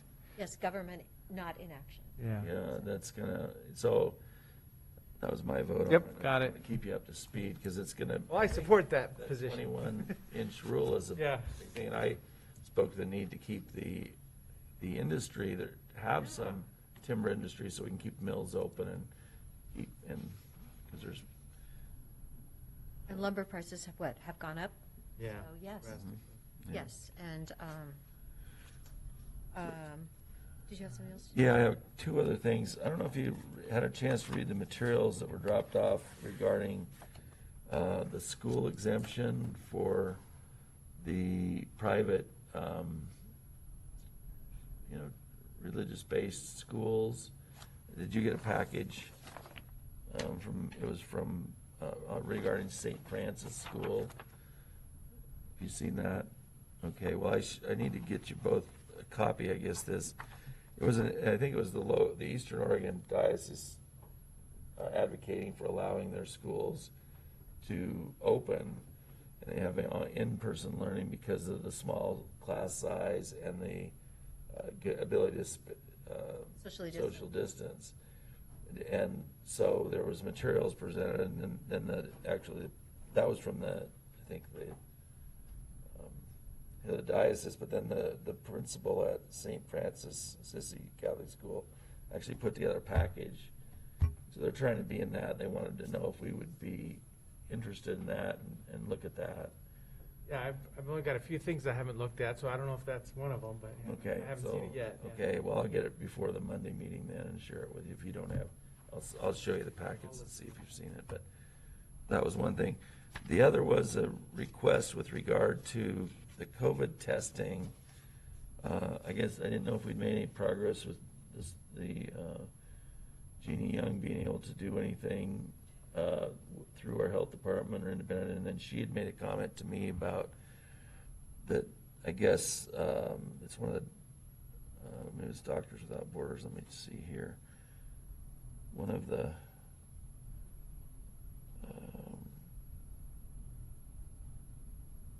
Volunteers in Medicine trying to get testing, and the cost is for patients is $130, $140. So some people are not getting tested. And I guess advocating again for some who are helping with testing, and I didn't know if I haven't had any conversation with anybody else about it. Patty, I don't know if you found anything or. Well, I did notice per the packet from our public health department, they want people that are bilingual to do that testing so that we can reach that part of the population, 8%. And I have, I missed her call this morning, so I've got to call her back and find out. Similar call that I got. Yes. Well, I think that's great if we get bilingual, but then there's the other 92 also. Right. So the question is whether we do anything more in testing. Is there something we can do? It seems like, as we talked about at a recent meeting, there was not enthusiasm from our department to do that, but I am concerned with whether everybody, I was with a guy that's a retired attorney yesterday, and he was just, he's 70-some years old, and he's alone and wonders if he should test and what should he do about it. And there's a lot of people kind of in that don't necessarily go to a doctor to say, I want to get tested, but might pay to something to get tested. Right. So do you think, as a commissioner, do you think we should do more or not? No, I think we could. I think we definitely could pick it up. I noticed the number today was, I believe it's 4 are positives today. So definitely it feels a lot better than we were at 19 and 22, on our daily count. But there's people out in our community that we do need to reach out to. Things can change really fast. I saw what happened with Umatilla County. We had the same number on June 8th, and now they've got, 2,400, and we're at less, 600, somewhere in there? So, things really went the wrong way for them. So definitely the testing, I believe, does help. But I'm asking you, do you think we as a county should do something? I think we can. I think we can. we And should? I think we should. When you hear about people, I'm not especially sure they were from Deschutes County, but they were charged $2,500 for a COVID test. I don't want that. Really? Yes, I heard about that. Somebody got a health, MRI. got a health bill, and it was $2,500 for a COVID test. So, that's not right. And Well, this came up a couple weeks ago, and we didn't. Have you done anything since then about that, or do you think we should? It was start a on. plan It to was do on one of the options when I had my meeting with Dr. Conway yesterday. We talked about it, and it's something that I think we should look at our CARES funding and have it as one of the possibilities. It's at least allocating some type of money for that. I think it's helpful for the community because there are people out there that can't afford. I know Dr. Young does it for free if she needs to. She's a compassionate doctor. Well, I thought we had been talking with her about Yeah. a contract where we Yes. could actually get funding to her. What do you think, Tony? Well, there's a couple scenarios.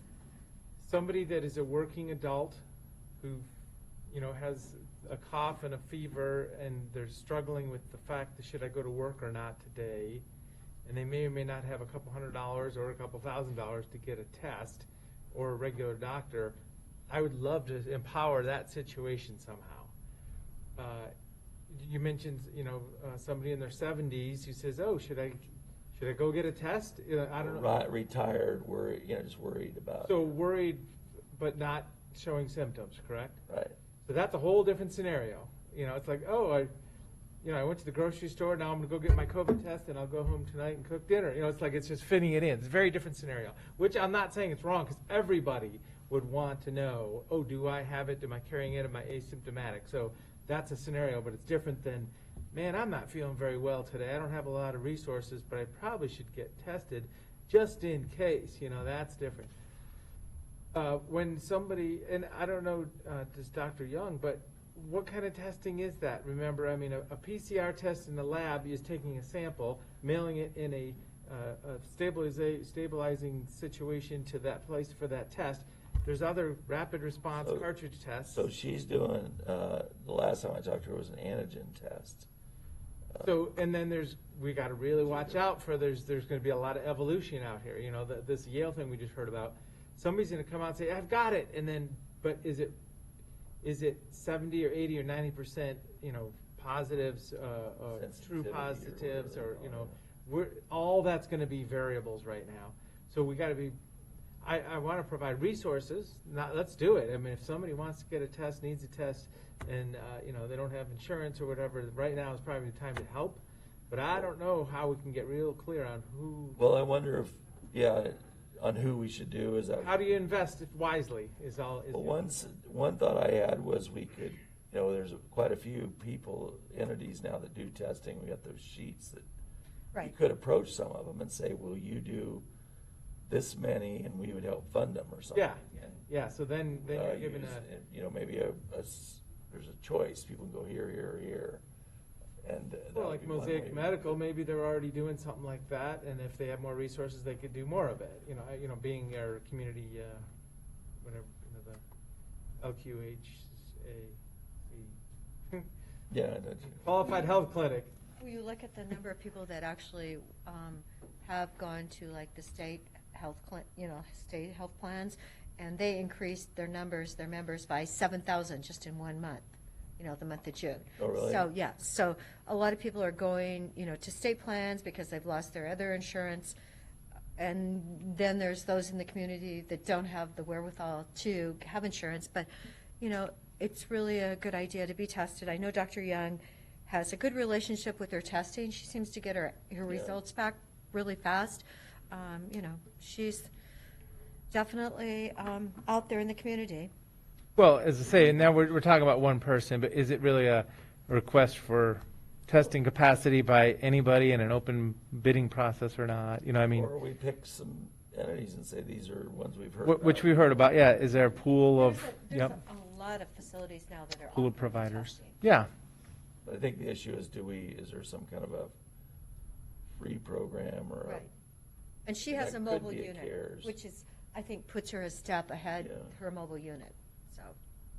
Well, like I said a couple weeks ago, I was supportive of working something out with her, and Dave had come up with a contract. But like Tony's saying to me, there are maybe other entities we could enter into a similar thing with, and that I'm in favor of trying to do that.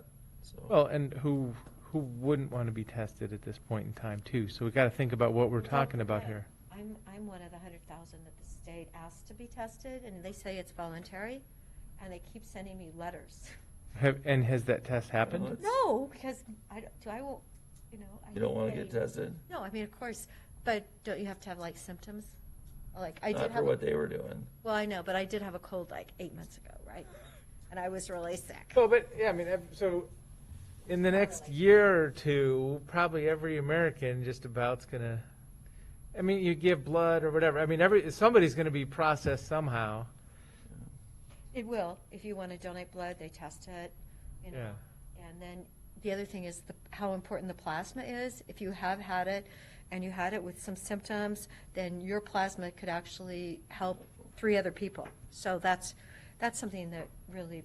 So as I say, we just need to get clear. Yes. So I think we maybe need to look at that contract and when again. it comes down to the money, maybe it is put a pool of dollars, just like we were talking about for the kids. You know, put a number X and then figure out how X is spent. Yeah. That's what I'm kind of thinking. Yeah, with that contract that we had worked out with Dr. Young. And we can maybe do it with other people as well. Okay. Yeah. Well, and I'm not sure if she fits that Spanish parameter, so maybe there's someone else in the community that does fit that. But I know she works with Hispanic people. Well, and she might, and I thought with regard to that the solution to some of that would be having either volunteers or somebody we hired that they're not medical professionals, but they're Spanish interpreter specialists, and so they could.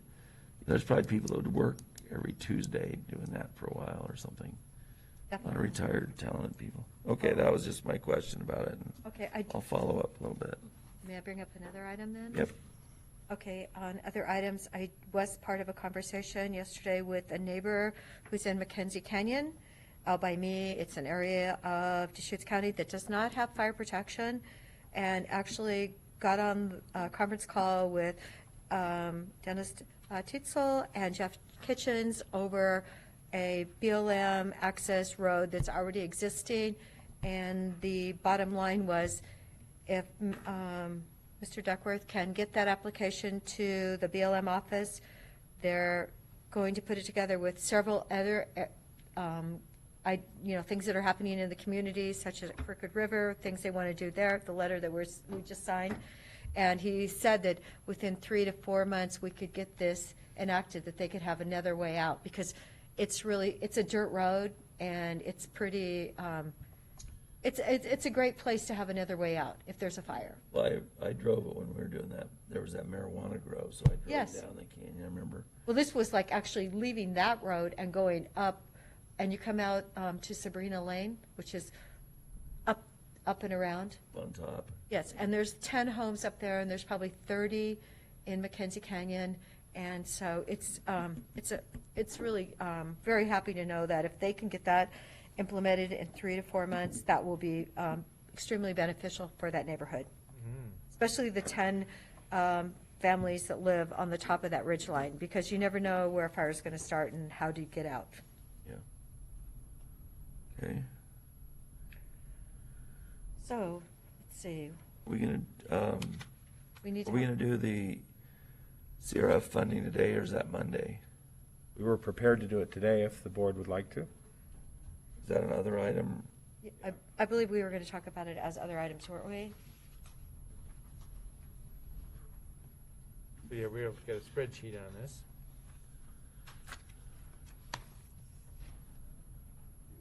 So my suggestion would be is go through this and just three of us kind of see if how close we agree on numbers, and then see if there's stuff we have to discuss further, and just talk about different It got ideas. bigger since we talked last. What's that? The totals got bigger. Yeah, so that was discouraging.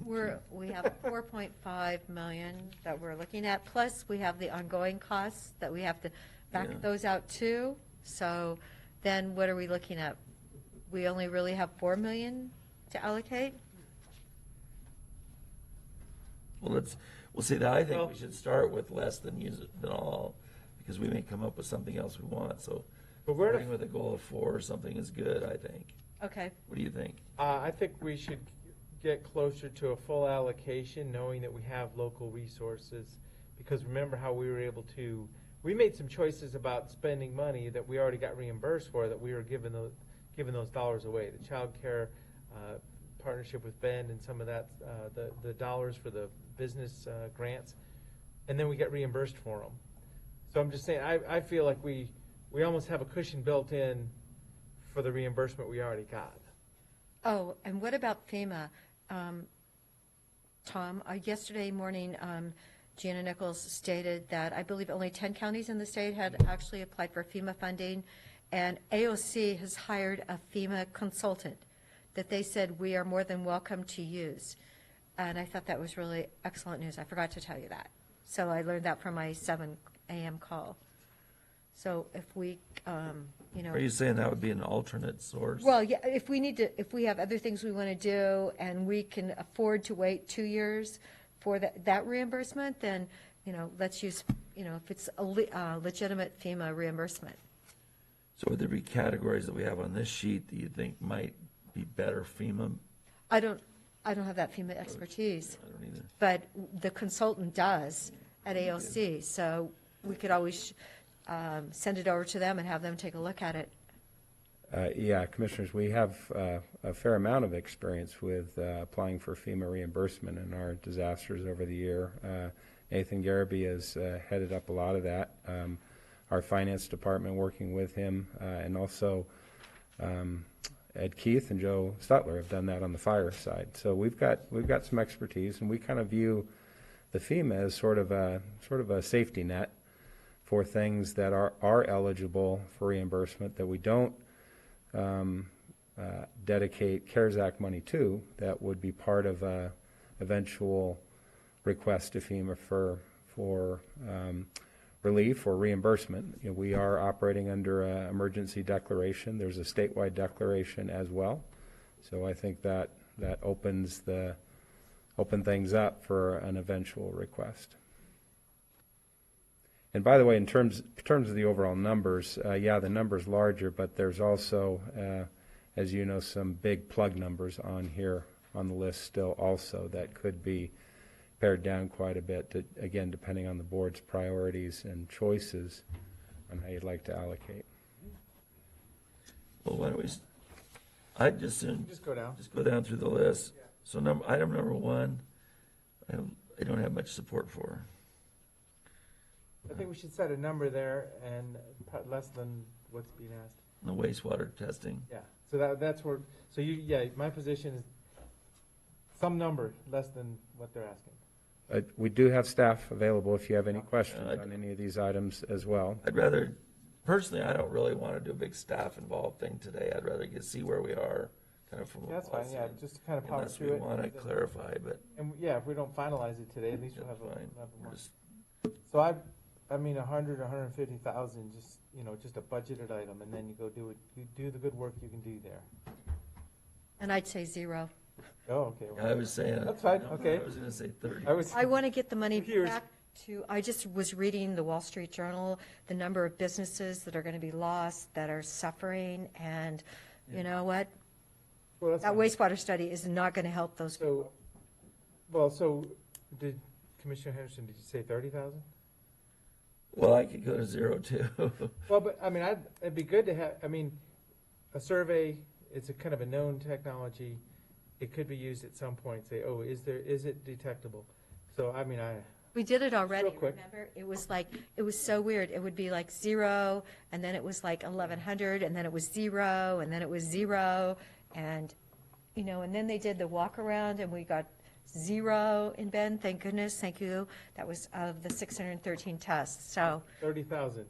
Well, or we could just leave a question mark there. Yeah. too. Okay, whatever, yeah. They may not do it unless they get the full amount, but Yeah, I don't think I'd rather 30,000 spend is time. going to We even got so many touch it. topics to talk about. Yeah, moving on. This is not like. I'm good with number 2. Yeah, me too. I'm good with number 3. I am also. Except Yes. I don't know about the community Those are the survey. navigators and everything, Yeah, but there's a community survey too. Well, and a survey is used for education also. One of my thoughts is people are wearing masks in town. This is exciting. It was an awkward transition for a few months. I'm a few times in my life, like, am I really going to put on a mask right now? But now you just do it. People are moving on. But a community survey is also education though too for people. I'm just saying. How about 15 for that? How about 5? 5. How about 0? You can say 0. I Nobody- just, I know where I want the money to go, and, yes. That was one thing I noticed, that the county was always doing these surveys, and to think, you would pay $30,000 for a survey, gosh. $30,000 could go a How long about way. 750 for emergency operations for now? 750,000? Because that's going to put this first column about $1 million. And that's what Okay. I was thinking. I'd much rather see that a smaller number, and because that's a number where you come in a couple months from now and say, okay, we really can't fit in this number, and then that's a business type decision. But is So I that, agree, something less than. is that a number that actually can go to FEMA? That we could bill part of that to FEMA if we do it right? So Well, let's pretend we don't have FEMA. I think that's what we should find out from the FEMA counselor, is Right. whether that we can get. And remember, this is CARES Act, which is federal dollars, which is federal debt. FEMA is wonderful, the allocated dollars also, and we should follow that path. But I don't know that we should push it super hard. Either way, it's coming from the feds, which is us as people in the Remember, United States. we did not get our federal dollars. The state kept our federal dollars. We got very few. Yeah. This is our little So- bit of it. Yeah. This is our. Yeah, this is our little, so breadcrumb. that's why, and they know what's happened here, because a lot of people have written letters to the federal government saying rural Oregon did not get the dollars that they should have. So if we do 750 there, we're somewhere around $1 million for that first column, which is, That's a lot. we got 4 columns. So. Actually, a page 2 for that column. Oh, Is that where the testing is on page 2? Yes. The testing, we've got to, I want to add in I really, But then that testing plan is pretty worked out if you look at the notes. So we just talked about, is there support? This is a, testing plan, cost estimate, providers, tests per day, subtotal, and it's for people indigent or whoever needs it. I think it's a lot, I thought the numbers were a lot bigger than they needed to be.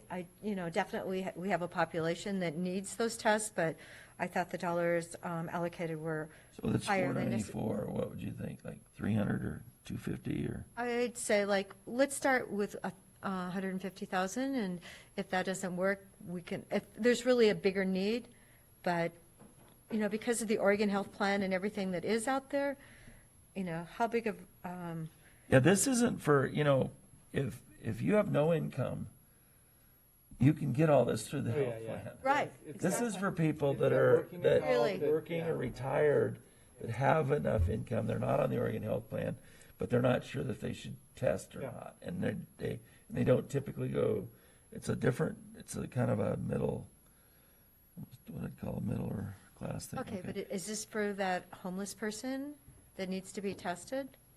I don't know, that might be somebody that isn't on the health plan. Right, they but wouldn't be on a could health plan. But, yeah, that might be them also. Okay, so. Well, I'm good at 150, I'd be good with 200 also. Okay, well, somewhere in there, I think. 200. Okay, so 200. The other, so above that is the FEMA expanded leave. And so that would be for people that were paying to be on expanded leave because of COVID. Yeah, that was the federal act that was passed, so it's people that either are forced to be off work or must be off work related to a family member who's COVID. You know how many people that's been in our county in the last 5 months? Well, these are just for employees. That's what I mean, I know, Yeah, that's what I'm how much have saying, we how many of our expended county. so far? We do know, I don't know it off the top of my head. I don't know if Kathleen's on or available, but we do. Worth finding out, because that would be something reimbursing the county for an expense. And that has been part of our Yeah. first 2 months request or allocation. So But it could be, I guess you could look at that as a subset of the 750 that you allocate up above for the EOC, because it has been part of that. Okay, well, well, I think we need to get back from Kathleen at some point, maybe before Monday. So I'd say we should put 150 there. And I agree with that same concept, though, just like I mentioned, the Emergency Operations Center, if we get 2 or 3 more months down the way and we start looking at the numbers and you're like, oh, this isn't the trajectory we're on, that's fine, let's have that discussion. Yeah, okay. So, yeah, what number did you say? I put 150. That's fine. That Then- seems like a lot of money for that. Is it? Well, I'm assuming they put 300 to 400. I'm assuming they must have paid out that or think they're going to Really? pay out that. That's just county dollars going Well, to pay for. And our numbers are going down, and if we get to some plateau, maybe we've stopped a uncontrolled community spread, which means we may not have a lot of employees that go out. What, we know of 2 employees that have had it? Oh, I don't know. Not necessarily just for. It's not just employees, it's family members. Oh, they're family members. Remember that bill we passed, or that deal we That's a big passed? variable. We don't know if it's going to go up, down. Or for people who have to quarantine or Yeah. have to provide care for It's a someone. huge variable. So there's a number of different categories. So the next category, the first one's rental assistance, and that was a request for $1 million. I would start with like 500,000 or something there, or 600,000. I don't know, 600, okay. I think 600. And then the next one's mortgage payment assistance. The request is 4.25. I actually don't know even how this is gonna, there's apparently a lot of people not paying the mortgages, so I don't know what's gonna happen. I saw Scott, we're up there if you want to. It just seems like it's gonna be hard to save many mortgages with. If they haven't been paying it for the last 4 months, and, and it wasn't forgiven, it's actually accumulating, and then they've got to pay it. It's, So that would be, do you want to ask, or should we just put a number there for now, or what do you want to do? I would put the 400. So. I mean, we can always move it. I was gonna put Yeah, I'd put 3. something I was gonna put 3. He asked for what, 4.25? 4.25. Let's see if we take that with rental assistance at 400, we're already at But $1 million. they use what they did for the rent assistance and limit it to $10,000, would that actually allow people to save their home? They might have That's to have only 30 houses. Yeah, I know. $300. I mean, It's not very that's much. what I'm kind of saying. It's kind of such a big need. If there's, isn't it like, I've read statistics about how many people are not paying their mortgage. Well, it'll be interesting, yeah, because the ones that are really in that spot. Because there are, some revenues flowing. Unemployment's at 10 point something percent still. But there's a lot of activity out there also, so it'll be interesting to see. When I'm looking at our bigger number of, we've got 4 million or something, if we do 600 there and whatever, we're almost at 1 million of 2 categories. Right, I know, we're not We going haven't very even far. got are very we? far. That's why we need to remember FEMA. Well, what if we do 2 there and then then there's the winter sheltering, that's another one. And COVID isolation, so those. Yeah. Is the city of Bend allocating anything to the winter sheltering? Do we know? Mortgage payment assessments, 250,000. Or 300 was mentioned, so just something. This is starting conversation. Yeah, That's they didn't call that out specifically. Their announcement had broader categories, so they've got 600,000 for neighbor impact, 700,000 United Way for vulnerable populations. So presumably some of that could be for sheltering, but they didn't call it out that detail.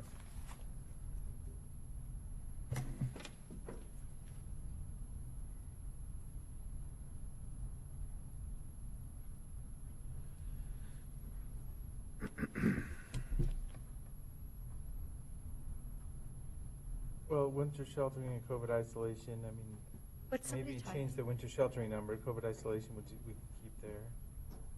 You'd be all right. And there's a with conversation about 100,000. that facility and, what's gonna happen here in the near future. I would like to be what? I would like to respond. What was it? Okay. Yeah, Cooper is.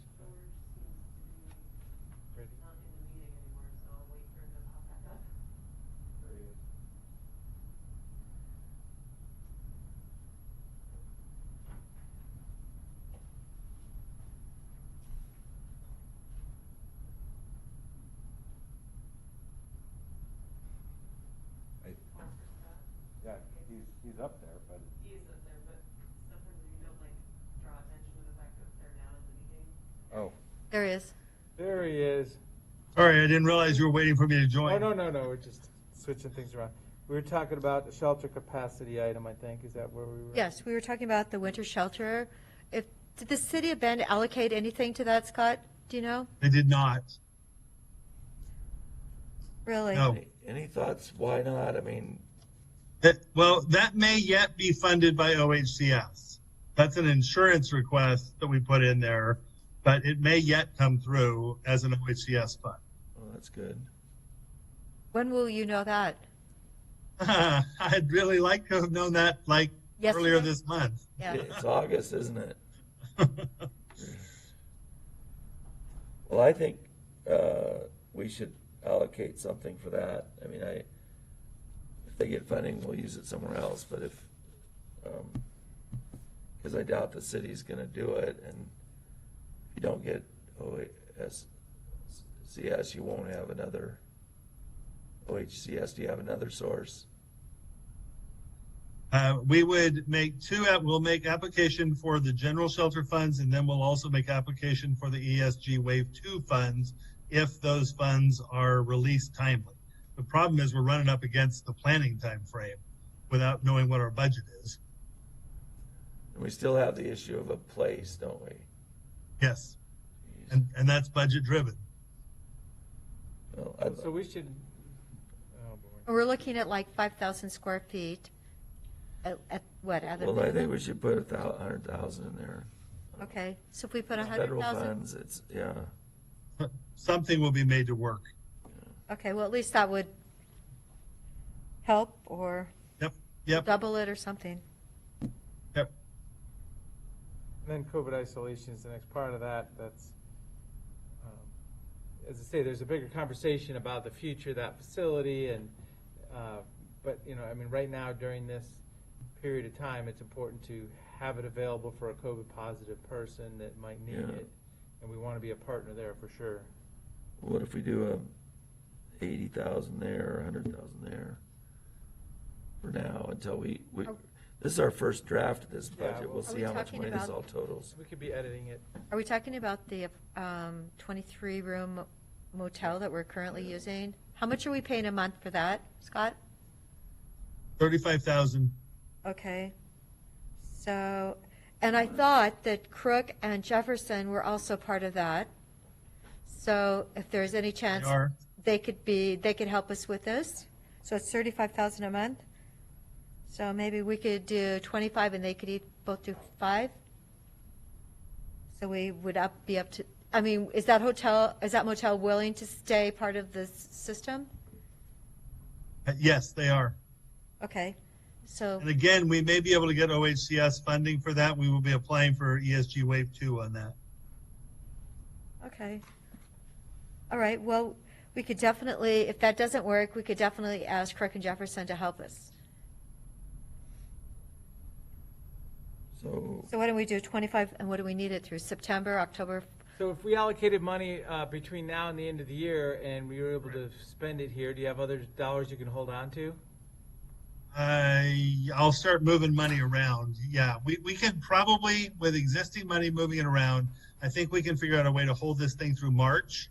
It's that April, May, and June that's going to be the challenge. So these dollars could help you get out farther in the back end is kind of what I'm starting to see here. Correct. So whatever we allocate now is going to empower them to have it farther out and through this winter. Yeah, because I think we're supposed to spend ours by the end of the year. Yeah, that's what I'm seeing, yep. Yeah, so, well, let's. So leave 1/6.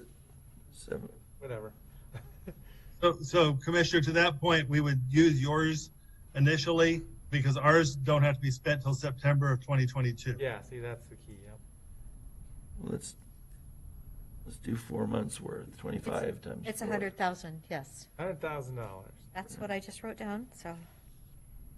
Scott, as you saw, we're kind of trying to get a big picture look today because we don't know. There's quite a few different, I guess you call them opportunities here. I do not envy your work, Yeah. Commissioners. And we have lots, and we were talking about, what, 60,000 for your truck? If that would help? I believe the request was 110. I know, and we said we could do 60, and maybe Crook and Jefferson could both help too? Or other. Or does it only stay in Deschutes County? Well, it actually runs in Deschutes County because that's where we do the recovery, the grocery recovery. Okay, In Crook and Jefferson, we have them ship it directly to the food banks there. okay. Let's do 70 then. That's fine. Okay, 70. That'll buy a really nice diesel something. Electric something. So we didn't. Or maybe talk we the can other- get you a Tesla, the new Tesla truck. Is that what you're saying, yeah. Tony? The new, so we didn't talk at all the other day about the broadband hotspots. I don't even know where the need is for that or how it would be implemented or anything. Health had submitted that, so, I mean, they'd be the ones to speak to it. It's basically to, it was specifically into the umbrella of telehealth, but it really, as you've read about through the remote learning, it's an issue with just remote connection to remote parts of the county and folks who, don't necessarily have the means to connect otherwise. But beyond that, I'd have to defer to health to give you the details. School districts, as you know, are trying to do a lot with that as well. So whether it's a partnership arrangement or not, it's to be determined. Do you want to get health on, or do you want to just wait till the next meeting to talk about that, or what? Because I have no idea what. Yeah, I'd like to know more about it. I mean, I support something there. I mean, it'll fit into housing, basic needs, or economic assistance, or child care and child development. So it kind of fits in a bunch of places, but getting specific about what that is. Has somebody totaled up how much we've spent so far? Well, I figure we're about $1.25 million, it seems like, in the first one. Commissioners, I'm running a tape as we're walking through each one. Okay, so where are we at then, Greg? Brett, I need to clarify a couple of items with you because I'm not sure I heard them correctly, but we're at about $3 million. Okay, that's what I was afraid of. Okay.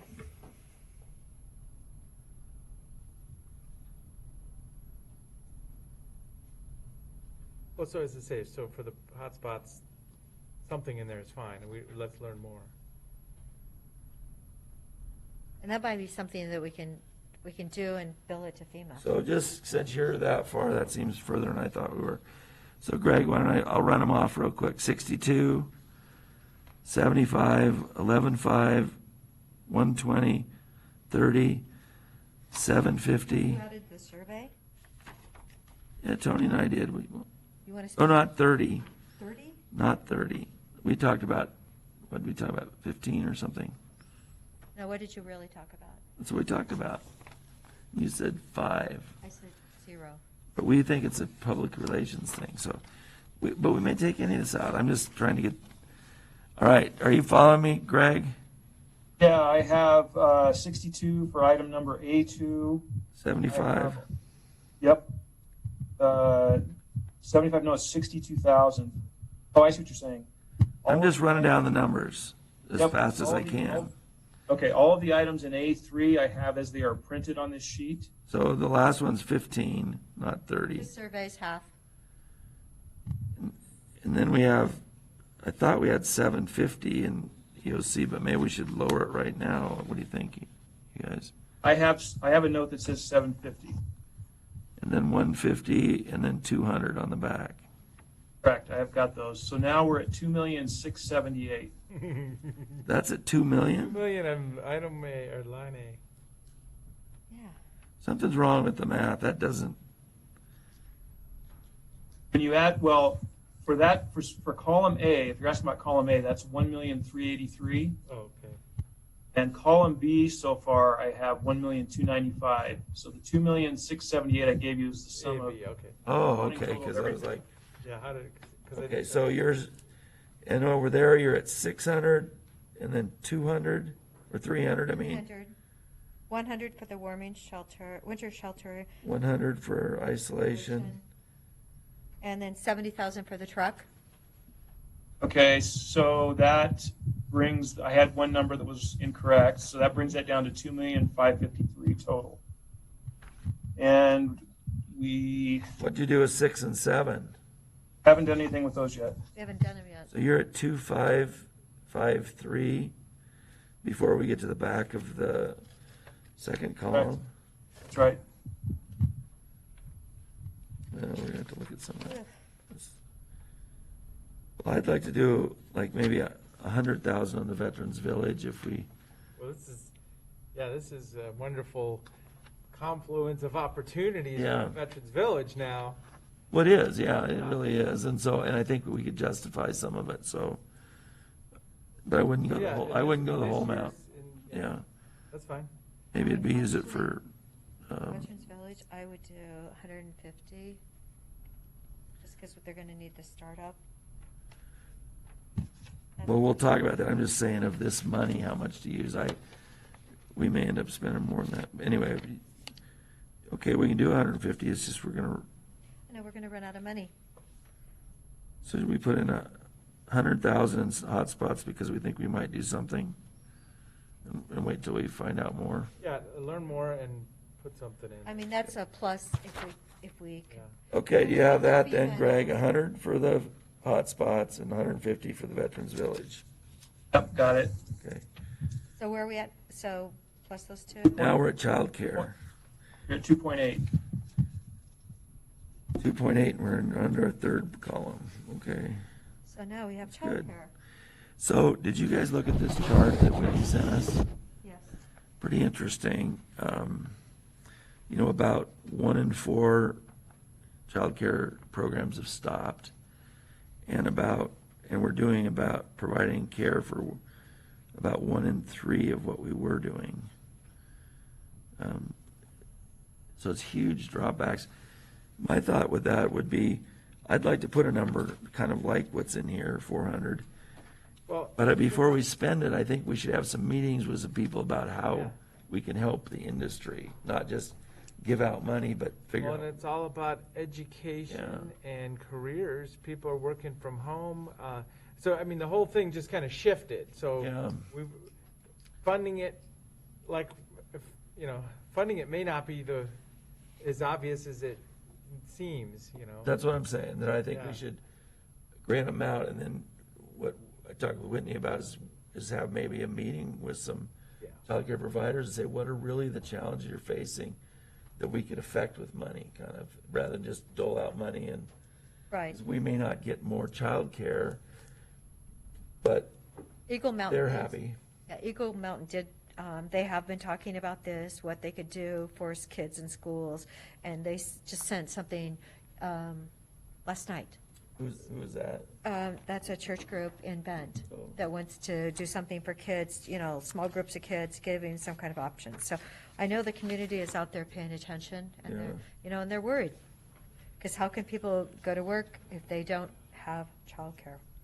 Commissioners, if I might, I had a very good meeting this morning with High Desert Educational Service District, who are looking closely at this and, you know, kind of follow up on what we talked about on Monday. They're putting together a program that would work with existing nonprofits like the Boys and Girls Clubs, Campfire, the park districts, to expand their capacity for both K through 5 as well as, you know, for older kids as an alternative to staying at home. So it looks really promising, and I think it fits in with some of the things that we talked about on Monday. So they're going to send me a written proposal later this week that I'll share with you, that they'll be, you know, seeking funding from, you know, all of the providers, including, I'm sure, the city of Bend and the other cities and the districts, including us, for, you know, a different kind of child care support in addition to the direct grant subsidies that Neighbor Impact is proposing. If you look at the number of I think it's 25% of youth who contemplated suicide lately. It's, you know, it's like we've got to do something for those kids. It's really not healthy. No, we do. Yeah, I think it's really important. That's why I think we. We do the need to figure out, 400,000. Yeah, maybe keep it at 400 and I see think what so. we have, then figure out how to best use it. Do you think the High Desert Education District would be part of that, or are you thinking maybe it'd be another line item? Well, that's up to you and your allocation. So what they're talking about is a program that could be up, you know, north of 500,000, and obviously they wouldn't expect or ask the county to pay for all that. That would be among all the potential funding sources. So whether it's 400 that you split, you know, just for example, 200 each to Neighbor Impact and 200 to this other opportunity, you know, that's certainly one option. But I wouldn't expect you to really to decide now without learning the details of, you know, what your options are with respect to child care. And then the other thing is the child care too, that, you know, we have to put something in there for the actual child care because that's been cut back. So, Yeah, I think we put 200, we put 400 in the child care and 200 in the High Desert right, something like that. Educational District for now, just as placeholders until we see where we are, but I would treat them as a number 5.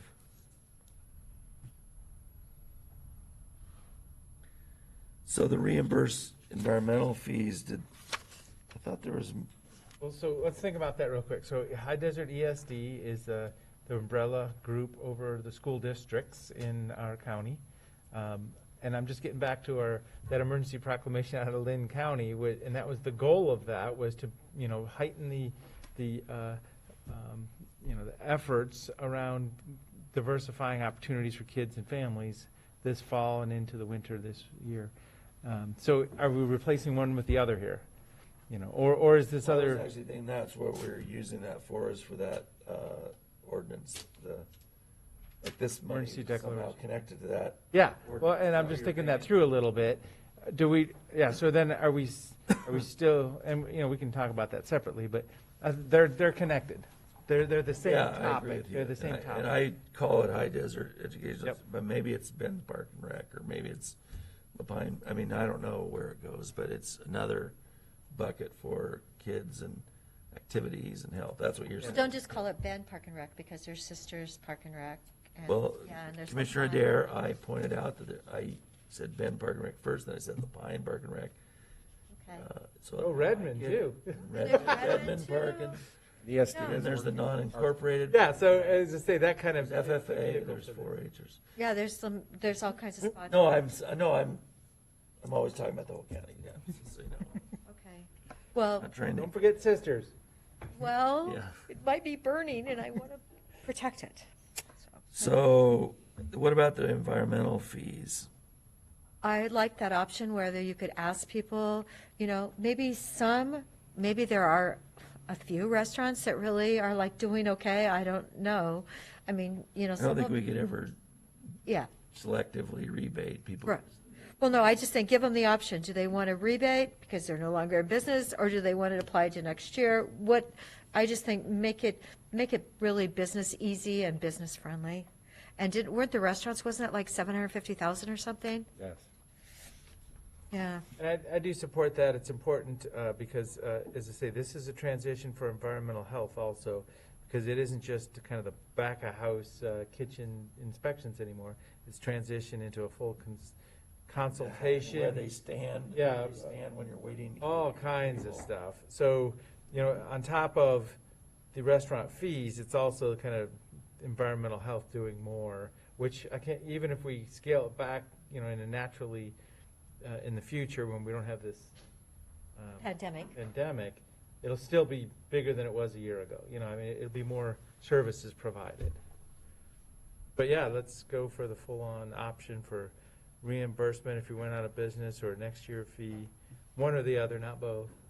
Now, I believe today they were going to, I don't mean to skip over item 3, but case management services. I think that would be the Small Business Development Center. That would be counseling, really, almost for, what should I 50,000 for do? I'm not, isn't that what your thought was? Well, that is the COCC program. So it has to do with business financing, whether it's expansion, survival, creation, those sorts of The person that runs that is on that committee that I've been working on with COIC.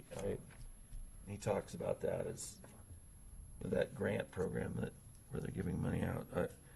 That could be valuable to businesses. I mean, I don't know. I kind of like to hear from him what he could do, but.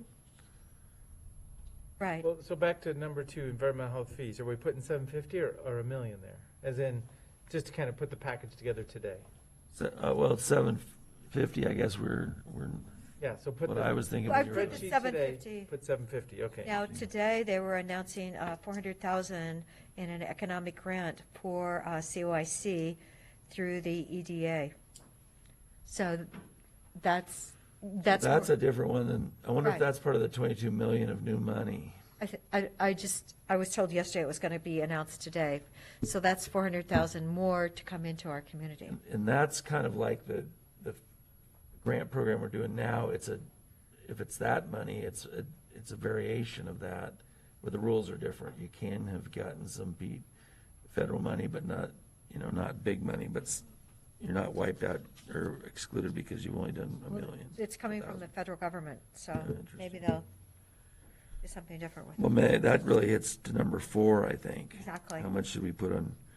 So- Should we add something to 4? Why don't we reduce that until we find out more? So, well, I would say, why don't we do the 250, and then if they're bringing 4 into the community, Okay. because I know we're kind of probably getting short of That's good. change. 250 for that. Should we leave the 50 in the capital formation? Yeah, because there's going to be those people out there that really, how you have to think out of the box. There are. I mean, it's a know. real challenge to. And we gotta figure out really what help should I do those with my people. Called a business. pivot. And then you look at the Pivot. people that didn't have to There's close companies down. that are, yeah, Coaching. some are going to be off, just wiped out. It's going to be interesting. But other ones are doing very well. I mean, go into the Ace Hardware. medical testing supply business and look out, right? Yeah. No, Ace Hardware, yes, a little grocery Home store I know, so they've never had it so good. So, Is that right? Yeah. There's yeah, a lot so of it just really, the county landfills. Yeah. Yes. So now we're down to the last Column? column. Where are we at now, Greg? What's our total? We are column 3. I've got 400,000 plus 200,000 under childcare. The environmental health fees would be 750,000. Capital formation at 50,000, and business support grants at 250,000. That brings us up to a total of 4.45 million. That's what Wait I a sec. thought. Did you say, I'm not sure if that tracks to what the commissioner said on number 1. You've got 400 plus 200? Or is that what you were thinking, commissioners, or was that 200 plus 200? Well, it was 400 there, and then 200. I was creating an item 5. Okay, so I it did is that, 4 but he's plus- putting them together. All right. 400 plus 200, yeah. I think he's got it the way we, pretty Okay. close. Yep. And yeah, so we're right close. And you can shrink these later once you think about it. Well, and we need to, have we registered for FEMA then, Tom? We have, haven't we? Well, it's Yeah. Yes? I nominate our chair to be the coordinator of the FEMA grant application program. What do you think? I, Second it. we're not It voting. takes got 2 people for votes. that. Yeah, We're we not got voting. for that, I yeah. I We're refuse. voting. I refuse to vote. So Greg, I you move that. Finance director. Finance Director, did you say we are registered as a FEMA? We are. We are, good, because there's only 10 counties in Oregon that are, so that's good to know. So the other items, facilities, air filtration, I'd say just like pick one and then we'll pick a second one later, you know, if we're gonna do a building, or I don't know exactly what that looks like. So it says 253, I bet there's a couple projects in there. I mean, I'm just thinking, Yeah, Commissioners, that was actually all county buildings, some of which we already did. We did the Courtney building as part of the upgrade. So this is, Courtney, yeah, and I'm not an expert on this. I think Dan was somebody from facilities. For this one. But I do have the breakdown, but it's essentially all county buildings. well, my thought is, yeah, just break that into pieces. You're saying like start with 100,000 and see. Go do, well, yeah, yep. Or 50 or 60, whatever, if there's one building, go do one building, and then, because as we step forwards here in the next couple weeks and months, it'll be obvious if there's money, or But then if we're gonna take it out of our capital, you know, of the county instead, or. if the circuit court can go to the Fair and Expo, that's that 50,000 placeholder, and then, Well, that'd be real stuff. I mean, we're Right. gonna Yeah, come out of the that's- federal money. Or I was just referring to that first one. right, yeah. Breaking it up into. So what if we did 100 there, Okay. Commissioner DeBonne, and then the 50 for the circuit court? What's the middle one? Tech improvement. Oh, that's for here. I think that's here, yeah. Is that Seems this like a building, the lot. tech improvements Yeah, for yeah. everything? That seems like a lot, isn't it? Yeah, well, it's doesn't necessarily have to be. There's a menu of different options associated with that. It would be expanding technological capability in this room so we can use the dais more effectively. It's also could be a hooking up your room upstairs for remote meetings and so forth. So there's you almost need a separate discussion on that one to weigh through the different options. Well, what if for today we put 50 in there Sure. for that, and then 50 for the circuit court? That gets us 200,000 more. We're at 465. Fine. Is that? But we really only have 4 or 5. I thought we had 4.8. No, but we've already had some Well, costs expended. Greg, so do we I'd have that say- number of the cost expended to date that we have not been reimbursed for? We're within 10% on their first go-round. That's pretty good. We can. Because we And have then to be some of these frugal. are kind of hard numbers, other ones kind of grow into this number, so I think this is great. Greg, did you have that number? I'm sorry, which number, how much we've spent to date? That we have not been reimbursed for, because it's going to come off of our 4.8, We don't have that yet. It's due this week. due on Working it right Friday? now. I believe I'm not sure what day it's due. It's due this week, though. Okay, we don't have the number We're, yet. yeah, so we're working on that. Well, right let's just put it in there, meaning that category matters to us, and we'll have to adjust some more when we find that out. So you put 200,000 on that category? What are we referring to? Well, I put 100 on the filtration. Okay. 50 on the Deschutes Service Building Technology. Okay. 50 on the courthouse. I don't know about the courtroom and the last two, I'm not sure. The other ones. What's that? Keep the other ones as proposed. Okay, so that's 200 total approximately. Yeah. Yeah, the last one's actually 100. 105 is That was the, adds up to. 17 a month. But, and then we'll grow into that, which is fine, you know. But we might be able to bill FEMA for it, so. Yeah. Well, we look forward to your report back, Chair Adair, Well, thank you very much. from FEMA. Yes. I will be calling that expert tonight in my sleep.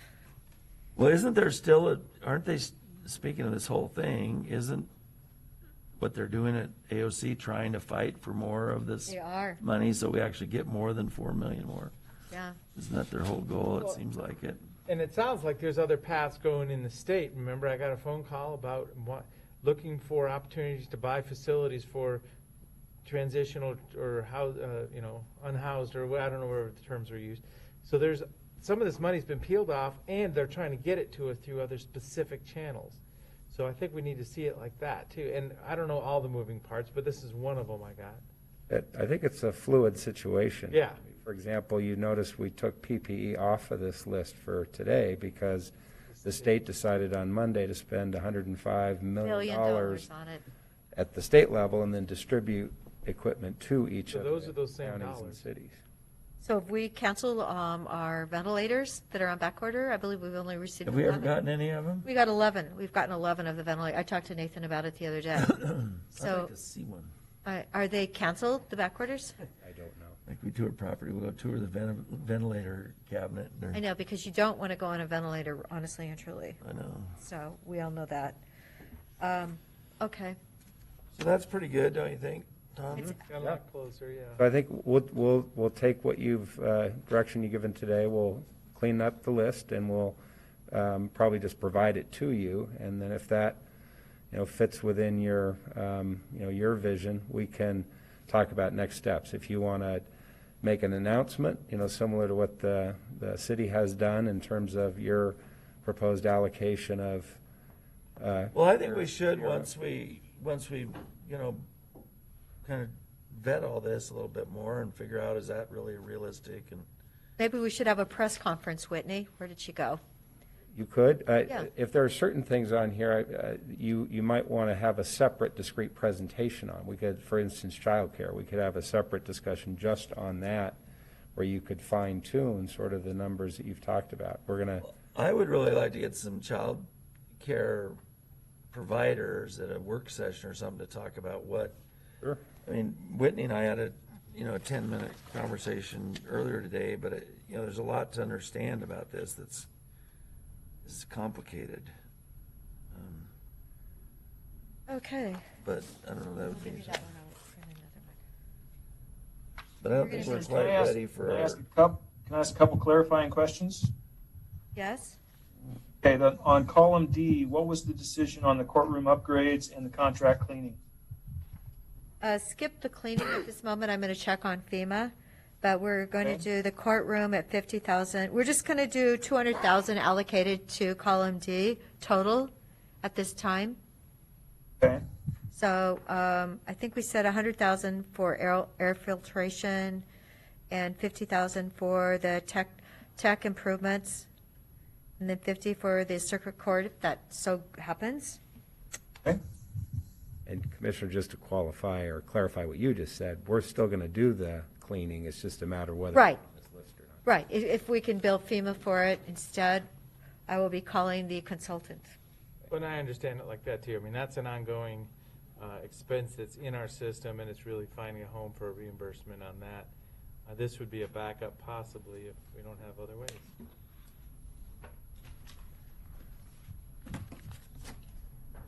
Tom, thank you to everybody that worked so hard on this. You bet. Please, it's, okay, so we did actually allocate, what, 150 for the veterans village on this. You spent $4.5 million today without batting an eye. You did very well. Not our money, it's the Federal federal dollars. It's not our money, remember? It's our next generation's dollars. It's Borrowed money from the future. Yes, our Back to the future, grandchildren, money from the future. unfortunately. So, Well, and, you know, I don't know, have either of you seen the Washington County breakdown? For some reason I got it, I can't remember even where I got it, but there's, just like what we did. uh-huh, So they took their 100 million and yeah. you can see how they allocated. We get $30 a person and they get 176, right? Is that what it is? I heard yes, someone from the coast did an analysis and figured it out that they were getting 170 something per person in Multnomah County, and they were getting 30 in rural part of his county, over on the coast. Dave Brozovich from Lane County brought that up at the Public Safety Committee meeting. Oh, good. He's the one that had those numbers. And then also, they were feeding more money into Portland. Commissioner Alfarine from Uintah County, did you get that email? Where they're sending more money to Portland school districts, and they've already gotten way more than the rest of the state. Yeah, yeah. It's, that PGE thing. Hmm. Portland gets it all. That was Okay. thanks to Scott. So Scott Cooper gets it all, gets everything. Portland. Yes, get everything. So we have to Okay. keep, do we have any other business currently, or should we go into executive session now? Well, I didn't know if you wanted to revisit the emergency declaration that you talked about Monday. Dave provided you some modifications to it if you Okay, wanted to talk about. yeah, we could do that. I'm good. I'll do that. I'll be right back. Okay, I guess we're going to take a quick break. Well, you guys can start if you want. Well, you might miss something. And I didn't bring down the edited version. I didn't bring it down either. Should we go get the edited versions? Oh, you have one. There you go.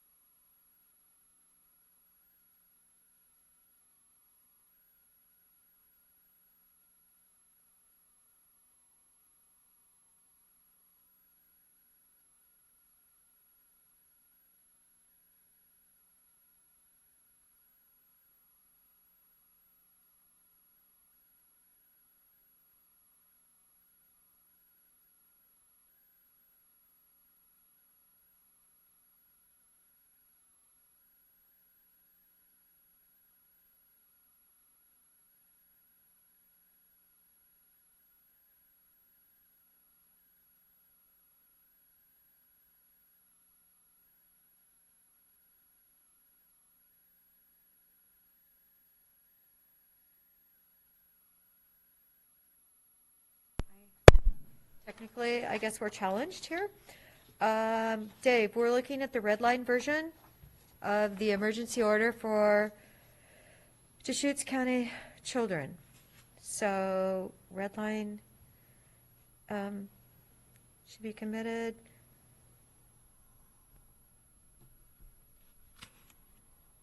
Yes, the red line you have ideally would be consistent with your direction on Monday. I moved that one section down and included it in the section on the board order, and tried to made a few changes to the other two whereases consistent with the notes I took during your discussion.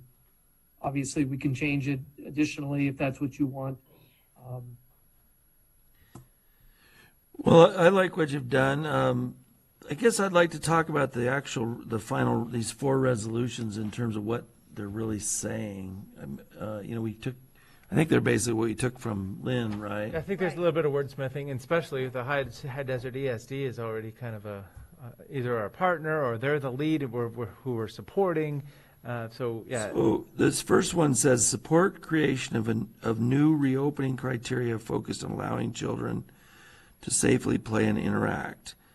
Are we saying support creation by the state of Oregon of new reopening criteria? Is that what the goal with that is?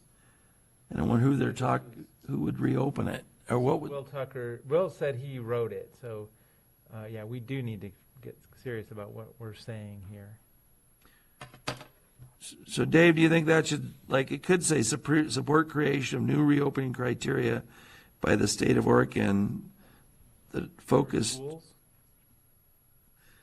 It says focus on allowing children to safely play and interact.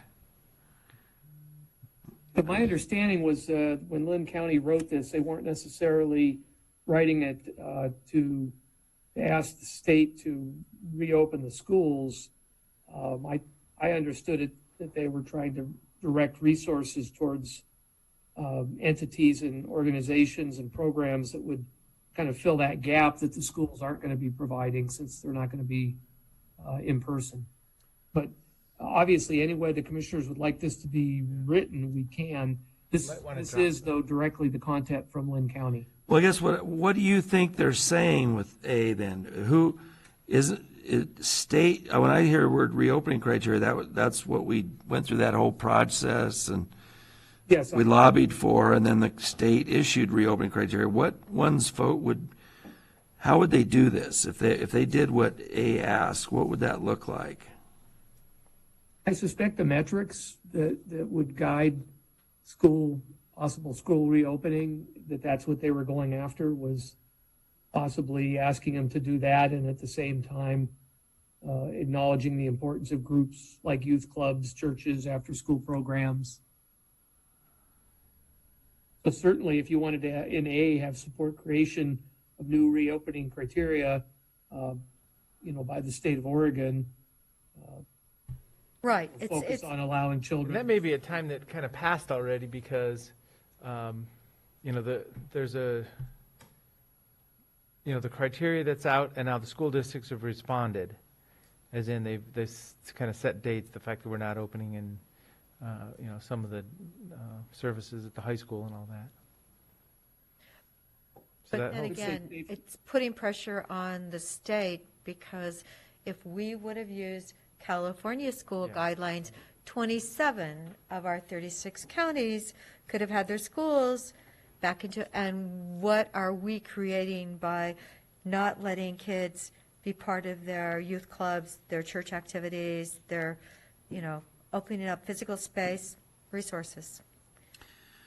It's really unfortunate. Well, Dave, just real technically on this A, what if was A is kind of the beginning sentence, and you'd add at the end of it, you say including, then you go to B, use the resource of organizations that serve children, school youth, blah, blah, blah, blah, call for all school districts. In other words, A is the umbrella, and B is the B, C, and D are the things specifically we're asking to be done. Does that make sense? Sure, that would work. So we could just add the word support creation of new reopening criteria by the state of Oregon, focused on allowing children to safely play and interact, including the following or something. Right? Absolutely. If we could do that, it would look a lot cleaner.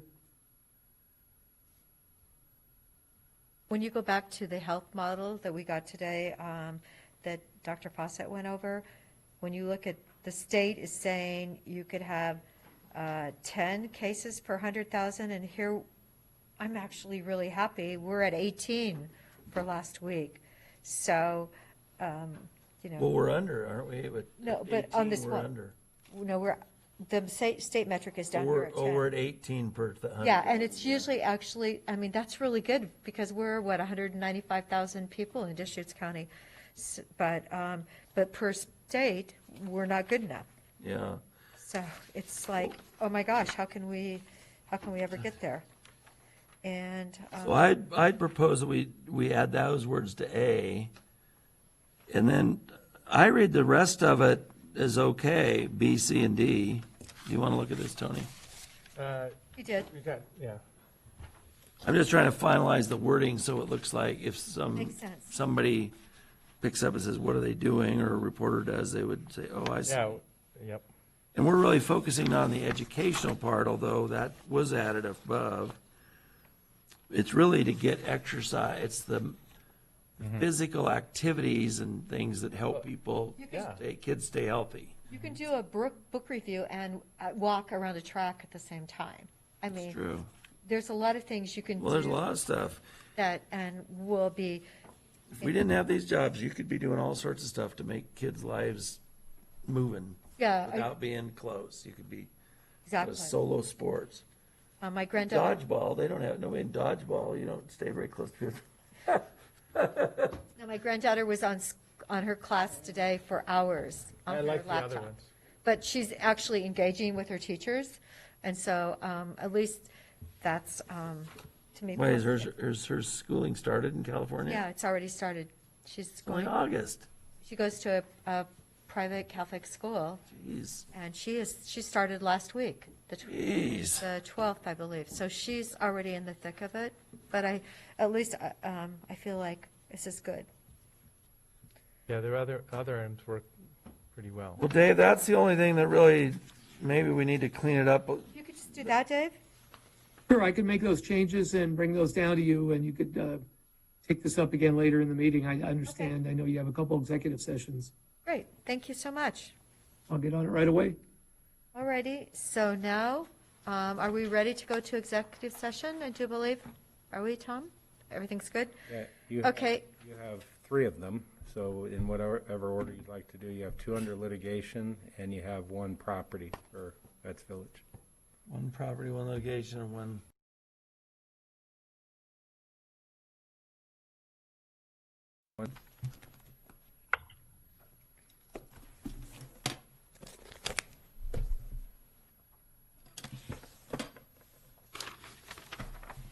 I believe you have the red line and a clean version, and I can also share with you on that tax foreclosure question. Those were undeveloped lots at Lost Tracks Golf Course, and since the publication of foreclosure lists, the back taxes have been paid on all of those, so they're no longer going to be foreclosed on. Oh, you're kidding, really? Lost Tracks? They've always been, if you know Could the have some history, great they've always been in habitat trouble. houses in there. Huh? We could have had some great habitat houses. I know. Oh, darn it. So where is Lost Tracks? Across from Broken Top, it's as you first. Oh, come really? in, It's, on China Hat. Yeah, Where? China Hat and Knot. China Hat and Knot. Oh, okay. The guy that started it is really high up in the professional, whatever the golf association is, nationally. He has all these pictures, but he built the thing out of a trailer, and he broke. You probably were still. That was when you were in CDD when he was doing all this stuff, didn't you? Yeah. He didn't always ask for permission. He asked. So for they actually forgiveness. paid them all after it went in the paper yesterday? Yes, that's what Judy just confirmed over in tax. Oh, wow, we're going to be really rich then, I guess. He's been trying to sell it. Yeah, most of Has that he? money goes to the taxing district. I know, I'm kidding. That's one Mike Meyer wanted us to buy and make into a municipal. Oh. There you go. Well, I've been wanting to buy Aspen, so Well, you should. I've gotten nowhere with that. Oh, for the county, don't it? Yeah, we need a golf course to own, don't we? Well, Mike Meyer thinks so. Yeah, they're big. No, he doesn't want, What's that? They're big money makers. yeah. That's No, the city no, of Redmond. Juniper Hutton is, County That's Fairs. the city of Redmond. Juniper is, no, Juniper is really being run extremely well now. They brought in the manager from Aspen Lakes. Rob's running it now. And, yeah, they're doing well, I do believe. Hopefully better than Make any before. money. Okay, so are we okay with the changes then, guys? Yeah, I think it looks good. Dave, you think it reads all right, don't you? Yes, Commissioner, it certainly reads much better with those changes the board just directed. So I'll move approval of order number 2020-049 as amended. Is there a second? Well, acknowledging an emergency, I don't know. Yeah, so just simple motion's gonna work on that? It's not a. Yes, this is an order. It's not an ordinance, so Yep, just yep, a simple okay. motion suffices. Just looking at the words, maybe item B, so I'll second it if I didn't just now. I'm No, you thinking didn't. maybe slightly edit. Okay. Call upon school districts, Oregon Department of Education, State Department of Health and Human Services, Boys and Girls Clubs, YMCA, and after school.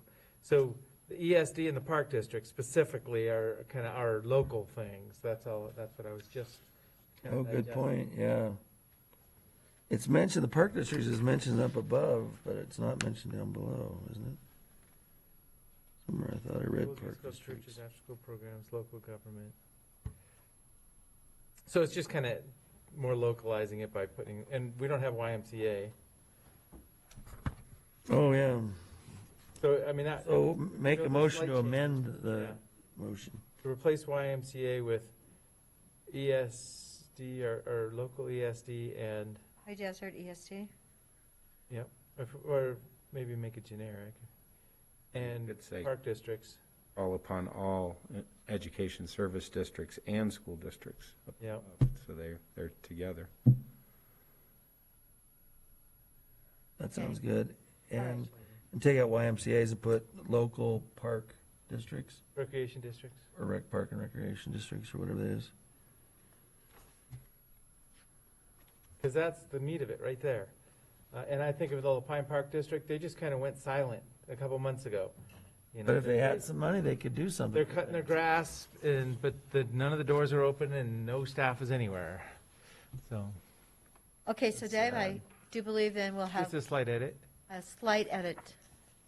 We'll make that and get it down to you right away. So it's been, so much. I'll second it then, if we want to Okay. finalize the Okay. vote. Second, any further discussion? Commissioner Henderson? Oh, yes. Commissioner DeBon? Yes. Chair votes yes, with that edit. Go. In order. Thank you. So, all right, so now we have litigation, H. We're going, Adam, do you want to join us?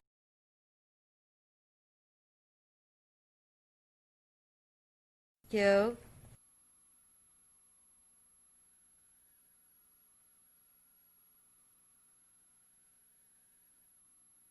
The following Monday.